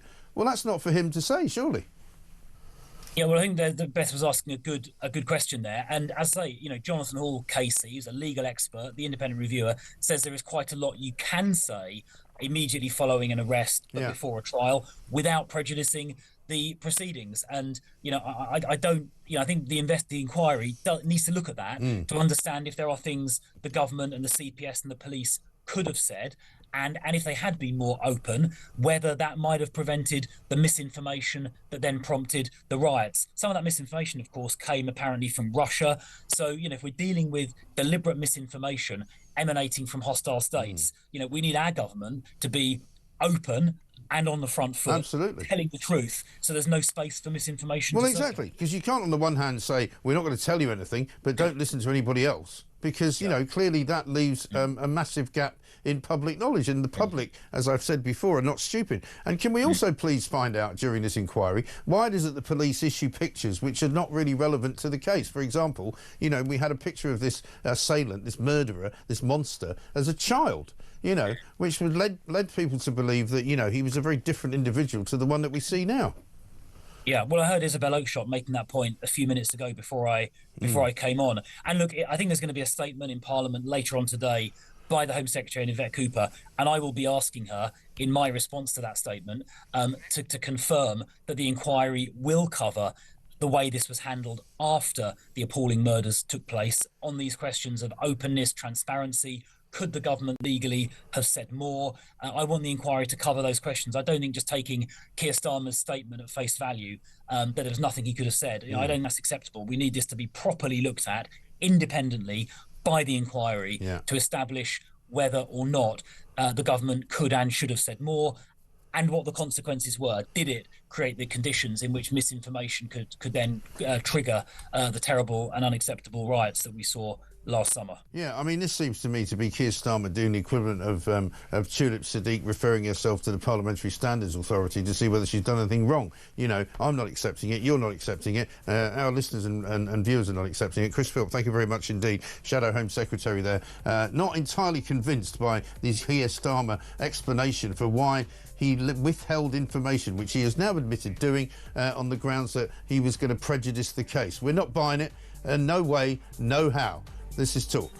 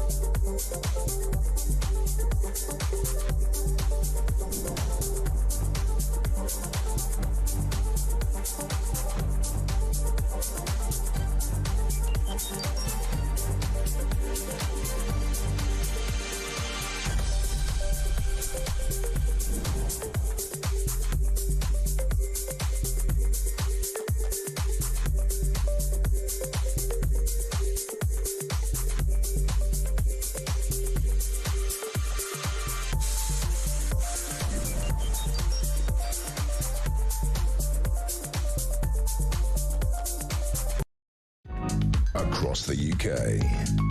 On DAB+, on YouTube, on the app, on your mobile.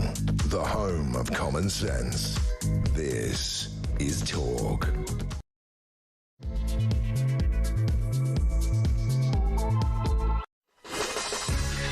Welcome back to the home of common sense. It's 4 minutes past 9. I'm Mike Graham with you all the way through until 10 o'clock. Of course, we've just heard Keir Starmer give what can only be described as a rather rambling explanation of why he decided to withhold information on the Rudy Cabana case in Southport. He basically says that he needed to do that in order to make sure that the trial did not collapse. He was not capable, he says, of giving that information out. It would not have been right to disclose that information, he said, because it would have revealed things that we shouldn't know before a trial. Listen, I can tell you, and we've just heard from Chris Philp, who's the Shadow Home Secretary there from the Tory party, saying, look, we all know what the contempt of court rules are. There are plenty of reasons why there are things that you cannot say before a trial. We know what those rules are, and we know what we can say and what we can't say. And as Chris Philp said, there are plenty of things that could have been said that Keir Starmer knew about. He's admitted, basically, that he did not reveal facts that he knew. So that surely is not being transparent, which is what he said he has to be. That surely means there's a bit of a cover-up, doesn't it? We're going to be having a statement in the House of Commons later on this afternoon from Yvette Cooper. They've decided they want to launch an inquiry into how this horrible, ghastly murderer, triple murderer, could have been somehow slipped through the net of Prevent. He saw Prevent 3 times. He was referred to Prevent 3 times. He is, in fact, a terrorist. Keir Starmer couldn't quite bring himself to say so. He said, well, we might have to change the law in order to make it possible to call somebody like him a terrorist. Well, what a load of old cobblers, quite frankly. The guy needs another lesson in the law if he thinks that's what it's all about. Coming up in this hour, we'll be talking to Mike Neville, retired Scotland Yard Detective Chief Inspector. We'll get his view on all of that. Plus, of course, it is still the revolution of common sense. Over in the United States of America yesterday, Donald J. Trump was crowned, I'm going to say the word crowned, 47th President of the United States. Here's what he had to say. Today I will sign a series of historic executive orders. With these actions, we will begin the complete restoration of America and the revolution of common sense. It's all about common sense. It is all about common sense. This is, of course, the home of common sense. We've been talking it for a very, very long time indeed. Alan in Merseyside says the government orders a public inquiry into the Southport attack. Maybe they could find a couple of Conservatives at fault, yet no public inquiry into the rape gangs all across the country in Labour constituencies. Isn't that strange? Yeah, isn't it just? 7 minutes past 9, this is Morning Glory.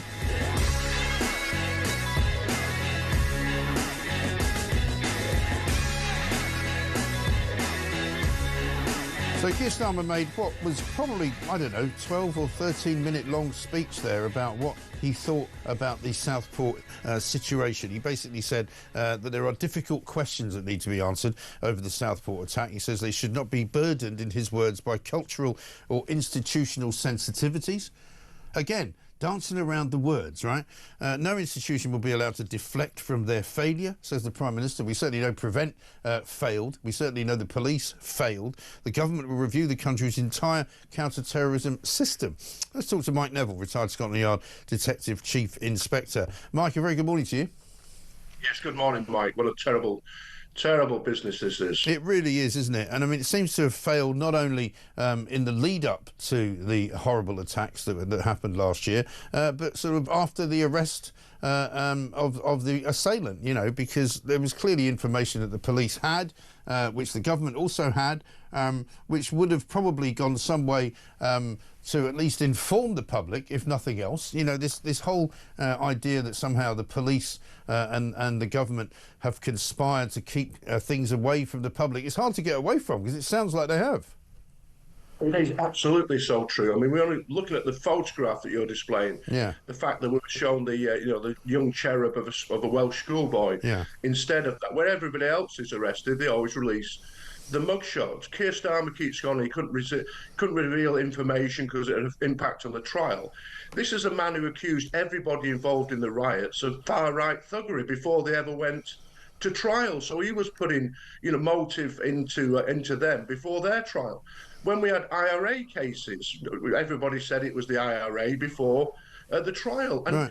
it's often good to look at the opposite. So if a white skinhead had gone into a gang of young Asian girls and killed them, and he'd had a copy of Mein Kampf or whatever else at home, I've absolutely no doubt that those facts would be released to the press before or after the man was charged. And so with this, I think the public are right to be angry. And we have a society now, Mike, where people are whispering in corners because they're absolutely terrified of being accused of being racist or Islamophobic or these sort of words. And that's not a good place for society to be. When people feel that the government has been dishonest with them, it really is a terrible indictment on the establishment.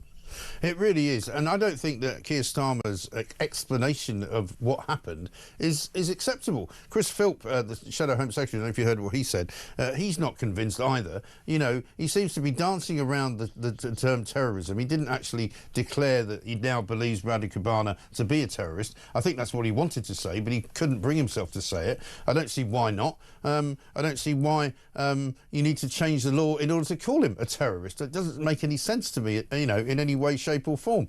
And so, you know, he then talks about transparency. He wasn't transparent. He's admitted that he withheld information that it would not have been right to disclose, in his words. You know, I'm not quite sure what the point of what he was saying was. No, they've got a new phrase, haven't they? Extreme violence. He couldn't say terrorism, but he could say extreme violence about 5 or 6 times. And he's drawn a line in the sand 3 times. I don't believe any of this. This is the same establishment who covered up the grooming gangs. And they covered up the grooming gangs because the establishment have gone down the road of having a multicultural society where Trevor Phillips has identified there are people who live in complete segregation. Yeah. They live on their own, and these are often Muslim communities. We've got to be honest about this. And the fact that they had an Al-Qaeda manual, a jihadist manual, and they can't bring themselves to see what that means. Right. Unless we face a problem, you can never solve it. And the whole establishment are really railing against facing up to some awful facts here. Yeah, because again, certain words that would not be used, certain words that could not be spoken by the Prime Minister. You know, he's obviously, you know, learning his lesson from the summer.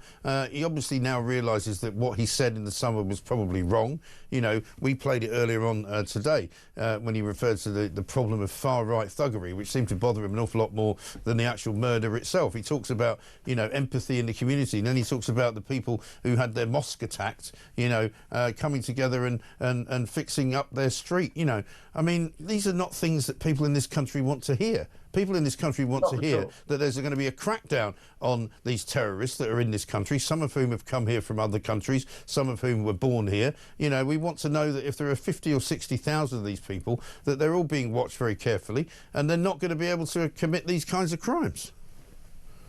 Absolutely, but the trouble is, I reckon there's so many of these people that the authorities simply cannot keep a track. How many young men have been referred to prevent 3 or more times? I imagine there's hundreds or thousands. We simply don't have the police or the security services to monitor that amount of people. And these successive governments have allowed this to happen. They've allowed people, and today people will arrive in this country from foreign places who we know nothing about. We don't know what crimes they want to commit or anything, and they'll be put into a hotel in Stoke or Bolton or some other poor old northern town, and these things may happen again. Yeah. And the establishment have created this problem, and they really don't like the public seeing the truth of it now. But it's like a bubble has burst with the grooming gang scandal, this wicked Southport murders. People can now see, their eyes are open, and the government know that the people's eyes are open. Exactly right. And the police have got to take some of the blame here as well, haven't they? I mean, one of the reasons, one of the things we were talking about earlier was the picture situation. You know, Chris Cabba, you know, the guy who was shot dead by the police in London, you know, the picture that's released of him when he was killed was this very happy-go-lucky looking guy. You know, the pictures that emerged later on from the policeman's trial showed a very different picture of a very bad-looking gangster, right? And then suddenly you've got this picture of Radu Kobana as a schoolboy being released by the police. I mean, what's the process there? I mean, who decides what picture gets released? Well, they have like a goal group, and so these sort of inquiries, which involve something very, very political, will be headed by an assistant chief constable or a commander in the Met. And all these people come from the same left-leaning establishment. These are people who've been promoted on celebrating diversity rather than catching criminals.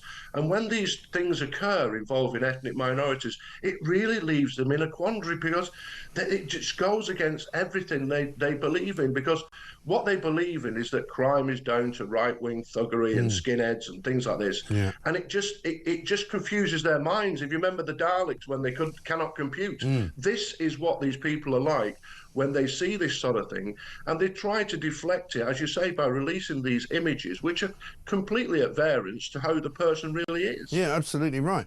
And I mean, in terms of the way the police have been operating in all sorts of other ways, you know, I mean, we saw a ridiculous report the other day about, I think it was South Yorkshire Police, who apparently didn't investigate so many of the grooming gang problems because they were supposedly concentrating on car theft and burglary. Well, I'm sorry, I haven't seen any figures that show an incredible sort of, pick-up rate of arrests and solving of crimes in those particular areas. So I don't buy that one for a moment. But there must have been some police order issued to police operatives to not say certain things, to not release certain pictures, to not give certain impressions. I mean, that's obviously a sort of, embedded situation now, isn't it? I'll put my personal experience, Mike. I used to choose I used to circulate a document called Caught on Camera, and we used to decide on the front page, and the front page was the worst crime and the best image. And I had a message through to me saying, put more white people on the front. Yeah. That was the order I got at Scotland Yard. That's how they control things. So it wasn't a case of, right, you've got a bad murderer here, just put the worst murderer, the best image, see if you can get an identification. That order came through to me. Right. I was with a superintendent, and we had a page about robbery, we had a report about robbery, and it had one page which described that most of the suspects were black. She ripped that page out. And it was so obvious. One of the people looking at it said, well, there's a page missing here. Right. But that's how desperate these people are, because the police control people by the promotion process, really. Yeah. And if you say and do the wrong things, I suppose like me, you don't get so high. And that's the controlling factor they have. Right. And that is the problem, because that's clearly been going on. People now that I speak to on a daily basis will say to me, if there's an incident, whether it's a serious crime, whether it's a suspected terrorist offence, if the name of the individual isn't published straight away, everybody just assumes it's likely to be an immigrant. It might be an illegal immigrant, it might not be an immigrant at all. But, it's almost as though the police, if they see a name which they believe might in some way refer to a community in this country that they don't think should be somehow blamed for things, they just won't give the name out. It is, and as you say, it just becomes laughable, doesn't it? I remember it started when I was a young PC, the South London Press. If it didn't say what colour somebody was, right, then you knew what they were. Yeah. And you see it all the time, that the police make an appeal, there's been a vicious robbery, there's been a vicious rape or whatever, and then they don't give a description. Well, right, sure, you need to give a description, because then people will help you catch them. And a couple of years ago, there was a man running around Birmingham stabbing people, right, and he hadn't been caught. Right. And the police did not put out a description of him, and it was obvious why they didn't put out a description. And I just think the public now are catching on to this, and it's becoming more, thankfully we can talk about it on the likes of Talk, and we can say these things, because in the past we would have been shut down straight away. Yeah. Right-wing racism, right, Islamophobia, all these accusations would have been thrown at us. But I think I'm really pleased now that we can have an honest discussion about this, because there are real problems in society. If the levels of crime committed by immigrants was actually, the truth was revealed, people would be appalled. Yeah. But the truth is hidden. If you watch a TV show or something, it doesn't reflect reality at all. Exactly right. And we already know the Home Office has been withholding certain statistical information because they don't want us to know precisely what the level of crime is from different communities. Listen, Mike, great to talk to you. Thank you very much indeed. Mike Neville, retired Scotland Yard Detective Chief Inspector there, telling us precisely where the problems lie inside of the police. Let's talk to Paul, who's in Fife. Hello, Paul. Good morning, Mike. Morning. What can I do for you? Mike, just to raise a point about the terrible Southport murders. Yeah. I haven't heard any commentary about this. I would ask the question, my question would be this: if this had been an extreme far-right maniac who had went into a Muslim school, had slaughtered some little Muslim girls, and very, very shortly after that event happened, it was discovered that this extreme far-right maniac had been on a prevent list 3 times. When they had went into his house and searched it, they had found extreme far-right material and ricin poison. Yeah. Do you not think that the authorities would have put out a warning to the broader Muslim community? Because at that time, they didn't know that this Rabbikanu guy was working on his own or was member of a group. Right. They would have erred on the side of caution, quite rightly, and alerted the Muslim community, and they would have been police officers on the gates of every Muslim school in the country until such times as the authorities were satisfied that this guy was a lone wolf. Yeah, I mean, what's wrong? Why did that not happen in this case, Mike? Well, you know the answer to that, Paul, as well as I do. The fact remains they could have easily said, we are treating this as a terrorist incident, but we believe he was acting alone. That would have been enough to at least assuage people's fears, wouldn't it?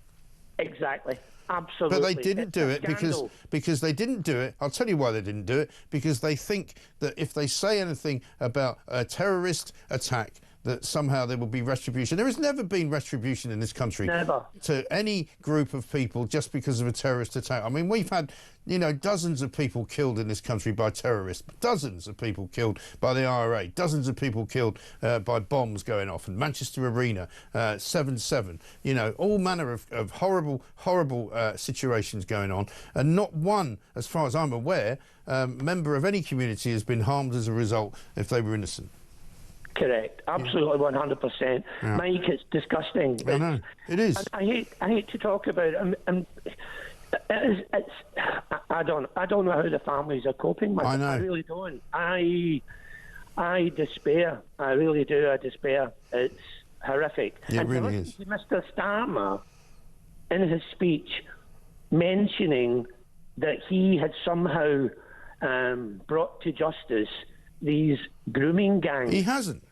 What was that? What was that to do with anything? Right.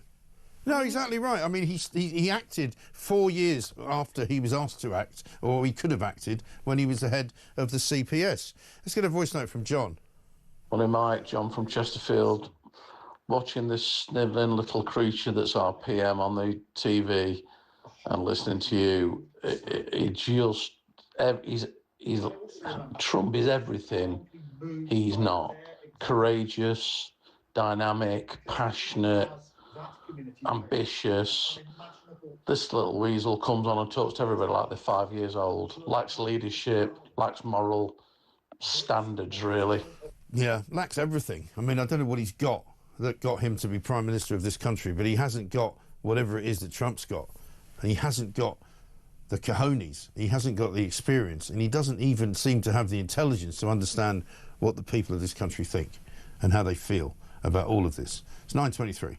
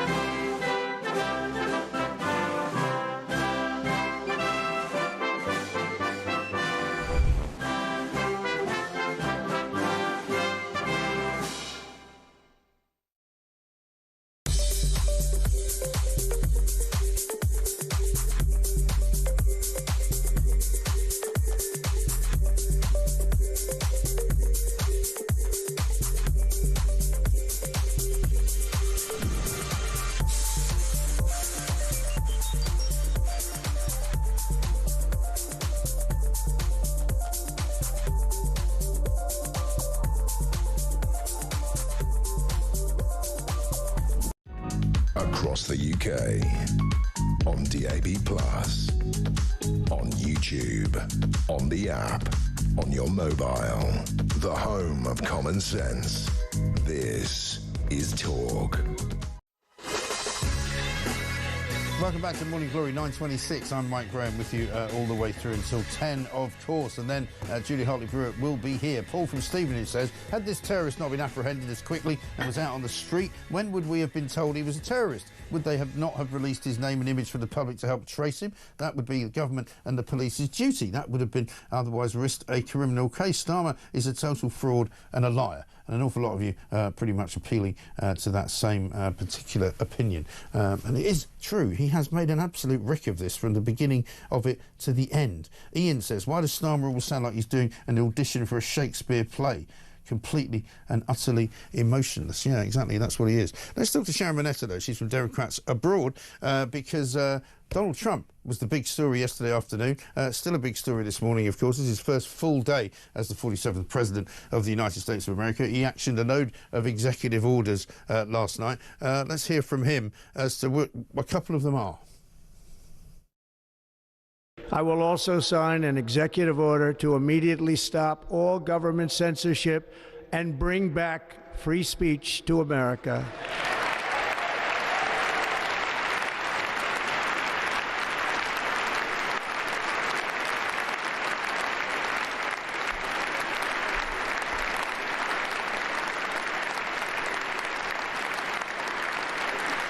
Never again will the immense power of the state be weaponized to persecute political opponents, something I know something about. We will not allow that to happen. It will not happen again. Under my leadership, we will restore fair, equal, and impartial justice under the constitutional rule of law. Yes. Well, just in case, though, Joe Biden decided to pardon all the members of his family that he hadn't already pardoned. Sharon, very good morning to you. Good morning. So, the Democrats, I mean, poor old Joe Biden, I felt a bit sorry for him yesterday, sitting there on that stage with Kamala Harris, where they had to listen to Donald Trump for half an hour, sort of excoriating all of their policies. And he didn't like that one in particular. He didn't clap, he didn't stand up. Pretty bad day, I guess, for him. Well, yes, very difficult time. But that's what the peaceful transition of power is about. Yes, indeed. Embarrassment all round, I suppose. And what now for the Democrats? Because, you know, I got a feeling they're going to be a bit like the Tory party here, where they got knocked out of power by Labour, and they're sort of struggling to find their identity. They don't really know which way to go, because America voted for Donald Trump. America seems to be pretty enthusiastic about all the things he wants to do. So what do they do now?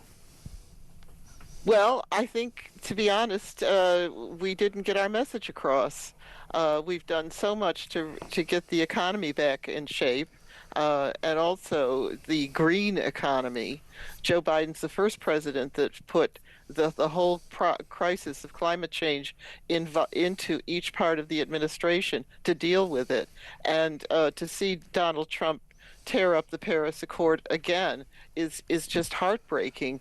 This is going to affect everybody, and I just wish there was some way to convince him that it's good business. I mean, he thrives on business. He wasn't a good businessman. He was bankrupt 5 times, but you know, this is where his mentality is. So you know, I don't know how to prove to him that it would be a good business deal for America to continue with the Green Deal. Well, I guess you'd have to prove that it is a good business, because, I mean, nobody's managed to do that in this country. The only reason that net zero is being pursued by Ed Miliband is because he believes in it. But he can't convince anyone that it's good business. It's very expensive business, and it's very much in need of an awful lot of subsidization by the government. But in America, the green energy systems are cheaper than fossil fuel. That's now happened. Well, I was just talking to our correspondent in Phoenix, Arizona, who said electricity prices are so high now that she just chucked in her hybrid car to get a petrol one because it was too expensive. Well, I'd have to look into that, but the overall view and the overall statistics we've seen, and I'd certainly, if that was, the way it is, then I would agree with it. Yeah. What I can say is that the statistics I've seen, the reports are overall, the wind power, solar power are being used more than fossil fuels to power the country. And what are you saying to me, that America is now more powered by wind power than it is by oil and gas? I don't think so. Part of it. Which part? Wind power, solar power. Well, which part of America? Well, there's different parts of the country. Well, as a percentage, how much of the country is being powered by wind power? I'm sorry, I don't know that. Right. Okay.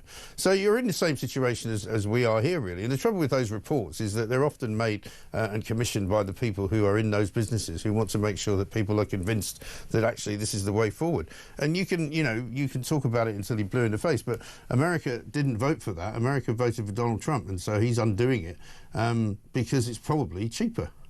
They voted for him because of the economy. It's always the economy that's the main thing. And remember, back in the 70s, it was Exxon that came up with the first reports about climate change and then covered them up. So, that's been around for a while. But I accept that the economy is the thing that people were voting for much more than some of these other topics. But is it not possible, though, to go back to my earlier question, that the Democrats lost the people, if you like, because they did chase the wrong dragons. They did chase climate change. They did chase, DEI appointments in all areas of the country. They did chase, wokery. And people aren't ready to take all that on. People get fed up with it. Well, some of the things you said, I think they did. Yeah, I agree with, but I don't agree about the climate change thing. I think that is still important, and it's very active on a local level and a state level in many places. But again, the economy, we didn't get our message across. The unemployment rate is down. We were trying to talk about social justice, and people wanted to talk about the economy.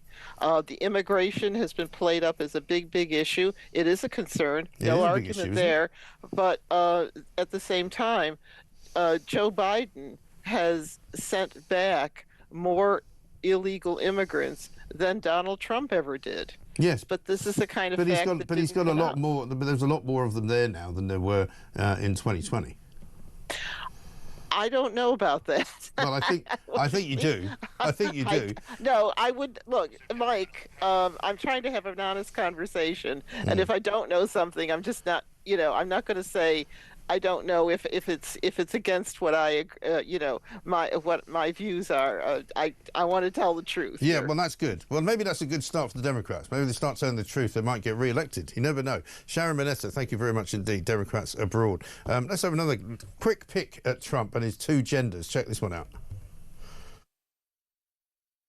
I will also end the government policy of trying to socially engineer race and gender into every aspect of public and private life. As of today, it will henceforth be the official policy of the United States government that there are only two genders, male and female. That'll confuse the heck out of Keir Starmer, won't it? Absolutely right. Let's get a voice note from Dave on Southport. Hello, Mike. Dave from Hertfordshire here. Been listening to Keir Starmer's speech. I'm so glad I had a double espresso when he started talking, because I'll tell you what, I would have been shattered.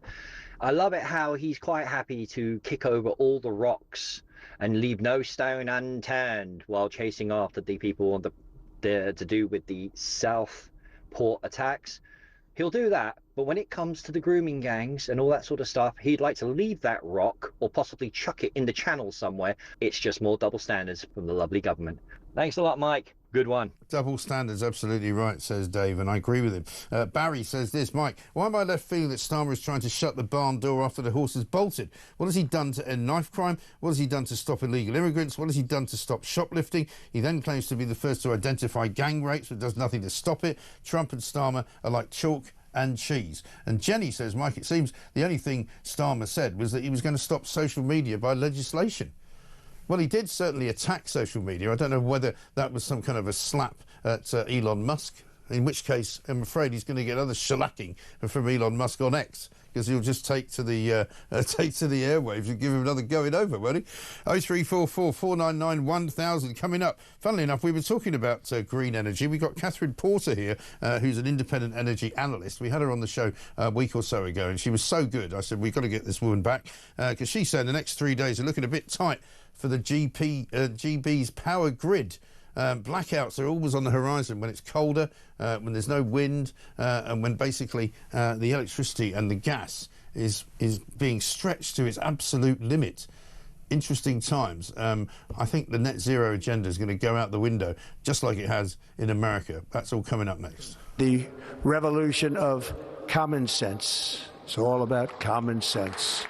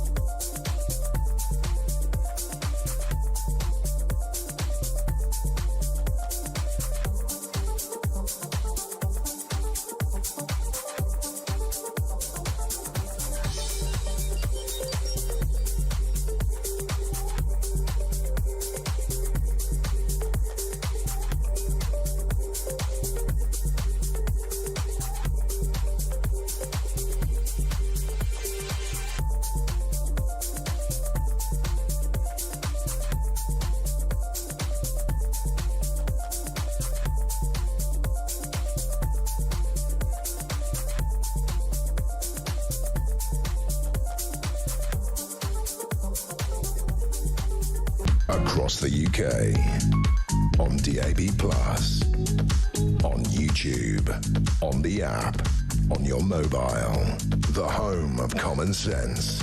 This is Talk. Welcome back to Morning Glory, 9:39. I'm Mike Graham with you all the way through to 10 o'clock, of course. Julie Hartley-Graham will be here then. The issue is Sir Starmer. No one believes you, trusts you, or has faith in you. Really sad state of affairs our country is in, says Liam. And Reg says, reverted back to the no stone unturned banter again. Absolutely ridiculous. What a load of rubbish. And Margaret, currently in Tunisia. What a great day yesterday and this morning. Watched two of the balls where he gave great speeches in a way. I wish our general elections were a bit like that. Even I felt enthusiastic about the future until I remembered that we still have Starmer, Reeves, Lammy, etc. Yeah, doesn't exactly fill you with glee, does it? Let's talk to Catherine Porter, though, independent energy analyst, who's been talking about the weakness right now and the vulnerability, if you like, of Great Britain's electricity and energy grid. Catherine, very good morning to you. Good morning. So, the weather isn't exactly feeding in and helping us to have confidence that we won't have blackouts. I see you've been annoying all the lefties on Twitter, so very good to have you back. And tell us what's going on. Yeah, so we're having another period of really low wind.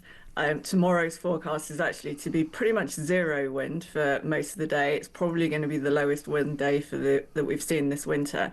And also we've had really low wind across Europe. So we've actually been exporting on our interconnectors when sometimes we'd really expect to import. And yesterday, at our peak period of demand, our imports fell fairly significantly below where they could have been.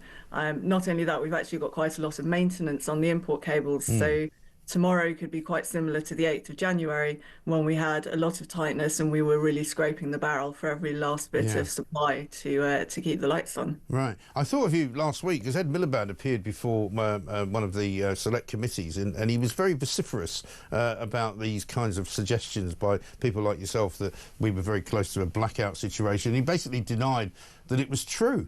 And he then started talking about how we've got great numbers of reserves of gas, even though we know that Britain did away with their major gas reserves in the North Sea, you know, many, many years ago. So he's not really willing to accept reality here, is he?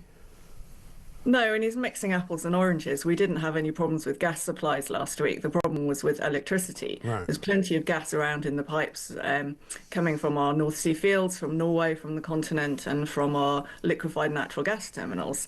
The problem is not enough power stations, not enough gas power stations to run when it's not windy. And I'm still waiting for the system operator, NESO, to actually tell us which were the power stations and batteries and so on that they held in reserve. Because it seems to me like they might be double counting. It's a little bit like when you're playing football, if you bring the substitute onto the field, then he's not a substitute anymore. If someone else gets injured, he's already been used. Right. And I think that's how they've been looking at this. They've thought they've had stuff in reserve and not realised that it was actually running already. Right. Well, this is the thing. I mean, the climate nutters don't really want to accept the truth, generally speaking. I just had a woman from Democrats Abroad on who was trying to tell me that in America, you know, there's lots of parts of the country that are now taking more wind power than they are fossil fuels. And I went, where? And she couldn't tell me. And I went, well, you know, what percentage of American energy is coming from wind? She couldn't tell me that either. But she said she'd read lots of reports that said that was true. And they sort of spend their lives convincing themselves that some report that they've read, probably commissioned by, you know, a green energy company, probably paid for by a green energy company, tells them that green energy is on the up. And, you know, that's all they've got. Yeah, I think it's going to be really interesting to see what happens with the Trump administration now. Yeah. He's going very strongly on the need for cheap energy, which is correct. And I don't think there's really many people who would dispute that cheap energy leads to economic growth. What he disagrees with is that renewables will deliver that. If you look at the countries across the world who've really pushed wind and solar, they also are the countries that have the most expensive electricity. So there's got to be some sort of a relationship with that. The US has plenty of gas. In the last few years since they found shale, they've been drilling like gangbusters. Their gas prices are really, really low. And so if fossil fuels are expensive, how is it that they're managing to have such cheap energy and we're having such expensive energy? Yes, that's a very good point. Let's have a look at what Donald Trump actually said about all of that drilling yesterday. Today I will also declare a national energy emergency. We will drill, baby, drill. We will be a rich nation again, and it is that liquid gold under our feet that will help to do it. With my actions today, we will end the Green New Deal and we will revoke the electric vehicle mandate. Industry and keeping my sacred pledge to our great American auto workers. Because that's the other thing, of course. I mean, the obsession with net zero here and the restrictions they put on the sale of cars and the kind of fines that they put on the sale of the wrong kind of car has pretty much killed off the car industry in Europe, hasn't it? It has, yes, and we're seeing huge growth in the Chinese car industry, which just goes to show how ludicrous some of these regulations are. Energy in Europe's become really expensive. It's led to deindustrialization, which is effectively just offshoring emissions. We measure the wrong stuff. We measure territorial production emissions and not the emissions from what we consume. So a really easy way to start meeting those targets is just close all the factories. But that's obviously really bad for economic growth, but it's also bad for emissions overall. So it's very counterproductive. If your objective is to reduce emissions, you can see very clearly that emissions are not reducing. So there's got to be some something wrong with these strategies. Well, quite. And somebody told me as well that the fines that get put on companies for not selling the right proportion of electric vehicles are actually not collected by the Treasury. The fines are then paid to Chinese manufacturers who are providing more electric cars. And so it's literally a transfer of income from a British car manufacturer to a Chinese one. Well, it's crazy. And then when you look into the supply chain and understand the amount of energy, the amount of minerals, the amount of pollution that goes into actually producing these electric cars, they're really not that clean. No. Really, if you want to make a sustainable driving choice and you need to drive rather than take, public transport, the best thing to do is just buy a second-hand petrol car. Yeah. It's much cleaner than trying to buy an electric car. Absolutely. Well, over in the London Borough of Hammersmith today, I'm seeing in the paper, they've got golf buggies that you can now hire to drive around in, which are great as long as it's not raining, great as long as it's not freezing cold, because they haven't got any sides. Well, yeah, and great as long as someone doesn't crash into you, because their impact protection is very good. No, it's not very good at all. So, I mean, when will we get past this level of uncertainty with the grid? Well, at the moment, policy is all driving towards this mad rush to clean power 2030. That's only going to make stuff worse. We've got an aging gas fleet of power stations. Right. We've got nuclear power stations set to close. 2 in 2027, 2 in 2030. Hinkley Point probably won't open before 2031. It's really difficult to see how we're going to manage to meet demand unless we change something. Yeah. And realistically speaking, the only thing that you can build to provide security of supply between now and 2030 is more gas power stations, because they can be built relatively quickly. You can't build nuclear in that time, and that's all you've got, really. So I think we need a much more realistic and pragmatic approach to our energy security. Right. And I'm worried that this early into the parliamentary term, the sort of impetus for change won't come unless we do have a disaster, and winter blackouts would quite likely result in fatalities, and nobody really wants to be saying that we want that. No, because as you've been pointing out on your social media, there's an awful lot of people now that have the necessity for electricity at home because they've got medical appliances that they use on a regular basis, or things that they have to be hooked up to, and there wasn't so much of that when I was younger in the 70s, where we used to have blackouts all the time. Yeah, and if you just imagine a big city, about 5 o'clock in December or January, you've got children coming home from school, but you'd have no street lights, no traffic lights, no ambient light from buildings. Those stupid bollards that are normally lit up in the road wouldn't be lit up. So you'd get traffic accidents, children's walking around with their heads in their phones, getting run over. You'd get elderly people suffering falls in the home. It's pretty easy to see how it could go very, very wrong very quickly. Absolutely right. Good to talk to you. Catherine Paulson, thank you very much indeed. Independent energy analyst there with her take on why it is that we are once again this week close to running out of energy. It's hard to believe, isn't it? But you actually listen to those words and believe what they are and listen to what it means. Because if you did actually have to have blackouts in this country, I don't think the country would cope very well with it. The 70s, we just coped with everything because we didn't have much. Oh, it's dark. Oh, we haven't got much food. Oh, we can't heat it up. There you go. Here's a couple of candles. Get on with it. And just argue with each other. That's what we did. It was great. Now, let's listen to Keir Starmer, because we've now got the clip where he was asked by Beth Rigby from Sky whether it was true that he withheld information about the Southport case. Have a listen. Do you acknowledge that if that information had come out when the riots were happening, it would have provoked further outrage by the public, so you withheld information? Is that true? And do you acknowledge that whatever happens now, whatever public inquiry you carry out, this will hugely undermine trust from the public in the authorities and your government? Responsibility for the disorder and the violence lies with those that perpetrated it. And we need to be really clear about that. But let me address the facts as you put them to me. There has been a failure here, and I don't intend to let any institution of the state deflect from their failures, and I acknowledge that readily here. Yes, I knew the details as they were emerging. That is the usual practice in a case such as this. But you know and I know that it would not have been right to disclose those details. The only losers, if the details had been disclosed, would be the victims and the families, because it ran the risk the trial would collapse. That's not true. Absolute rubbish. I mean, he's supposed to be a lawyer, this guy. Doesn't even know the law. The trial would not collapse as a result of Keith Starmer giving out some information about the perpetrator of the crimes, the man who had been charged. And what difference would it have made, for example, if you put out a picture of him as he looks today rather than as he looked when he was about 10? What's that all about? He's clearly withholding information because he's got another reason for withholding it that he's not telling us. So what is that reason? Perhaps we should be told. This is Talk.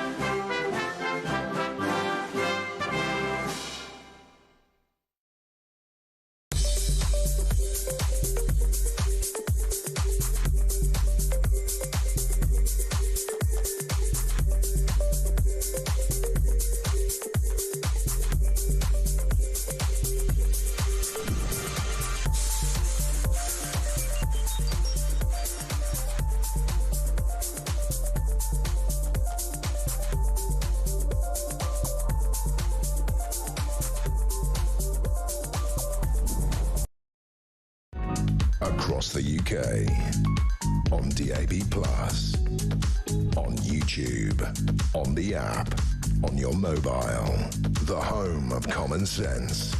This is Talk. Welcome back to Morning Glory, 9:54 with you, of course, for the next 5 minutes or so. Julie Hartley-Brim will be along as well to give us her take on what Keir Starmer had to say about Southport. He said this: the first of those who ask whether this was a terrorist attack, the blunt truth here is that this case is a sign. Britain now faces a new threat. Terrorism has changed, which I presume means he thinks it's a terrorist attack. Why can't he just say that? Why does he have to take 3 sentences, 4 sentences to not say it? I mean, really? Maybe he needs an editor. Let's hear from Shadow Home Secretary Chris Philp. He gave us his response to Starmer a little bit earlier. I'm not sure I entirely accept that explanation by Keir Starmer this morning. I mean, Jonathan Hall, KC, who's the independent reviewer of terrorism legislation, said last October that there is quite a lot you can say after an incident without prejudicing a trial. Of course. And Jonathan Hall also said that if you allow an information void, then misinformation, particularly online, can fill that void, and maybe that fueled the terrible and unacceptable riots we saw last August. So I think this inquiry, this public inquiry, needs to look not only at potential missed opportunities to have stopped Radik Kobana before the appalling murders, but the inquiry also needs to look at what happened afterwards, what the government knew when. Were they completely open and transparent? I don't think they were. Was there any genuine legal justification for that, suggested by the CPS? Should the government have just done what the CPS told them? And did the information void that Jonathan Hall referred to in any way contribute to those riots? So those are all important questions. The inquiry should look at those as well. And I think there's an important principle in public life, which you should always be as open and transparent with the public as possible to maintain confidence, to prevent misinformation from spreading. And I don't think the Prime Minister's, I'm not completely convinced the Prime Minister's explanation that he couldn't say anything at all, or the government couldn't say anything at all. I totally agree. Completely washes. No, I totally agree with you, Chris, because, I mean, you know, I've been a journalist for many, many decades, and we all know what the contempt of court laws are. We all know what you're allowed to say and what you're not allowed to say, and I'm not going to be given any lectures, thank you very much indeed, from some bloke who thinks he's a lawyer, so he can now shut everything down. You know, we've had the Speaker of the House of Commons as well being told that he has to make sure that nobody said anything in the House of Commons, which is protected by parliamentary privilege, you know. So there's something very wrong here. He talked about transparency and that in order to trust the system, there must be transparency. He's just admitted to Beth Rigby, who asked him a question from Sky, if it's true that he withheld information. He just admitted that he did withhold information because he says it would not have been right to disclose it. Well, that's not for him to say, surely.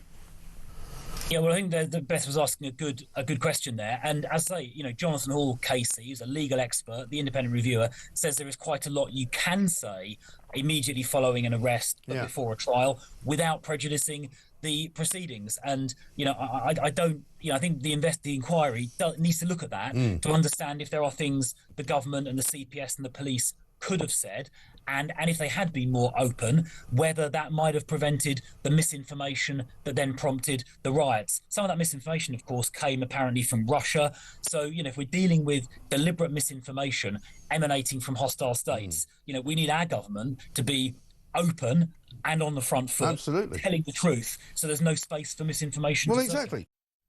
And that would be, we would think, common sense, which of course is what we espouse here, what they espouse now in the Trump administration. I only wish that Keir Starmer would find some of it, because he doesn't seem to yet, even now, understand what the people want and what the people want to hear. Julia Hartley-Brewer's here. Very good morning. Very good morning. Yeah. I mean, he spent an awfully long time basically not saying very much of anything. Well, but crucially, he did admit, yes, he did know about the prevent links, anti-terrorism referrals 3 times in this then teenage. And he withheld it. And he withheld. But this argument that we weren't allowed to know that because of the trial. But why were we allowed to know that he was born in Cardiff? Yeah, he's wrong. That's not information that's on the approved list of things. But also saying that he said specifically people are right to be angry. Yeah. Well, that's weird, because the people who were angry last year, I don't mean the people throwing bricks at police, everybody. Yes. We were all far right. Of course. Absolutely right. Last summer, now we're right to be angry, but last summer we were far right. Really? And he said he has to be transparent, but he wasn't transparent. He then admits to being not transparent. Yep. It's a very mixed signal. Also an inquiry into Southport, but don't worry about any delays. But that's why he doesn't want an inquiry into the grooming gangs, because there'd be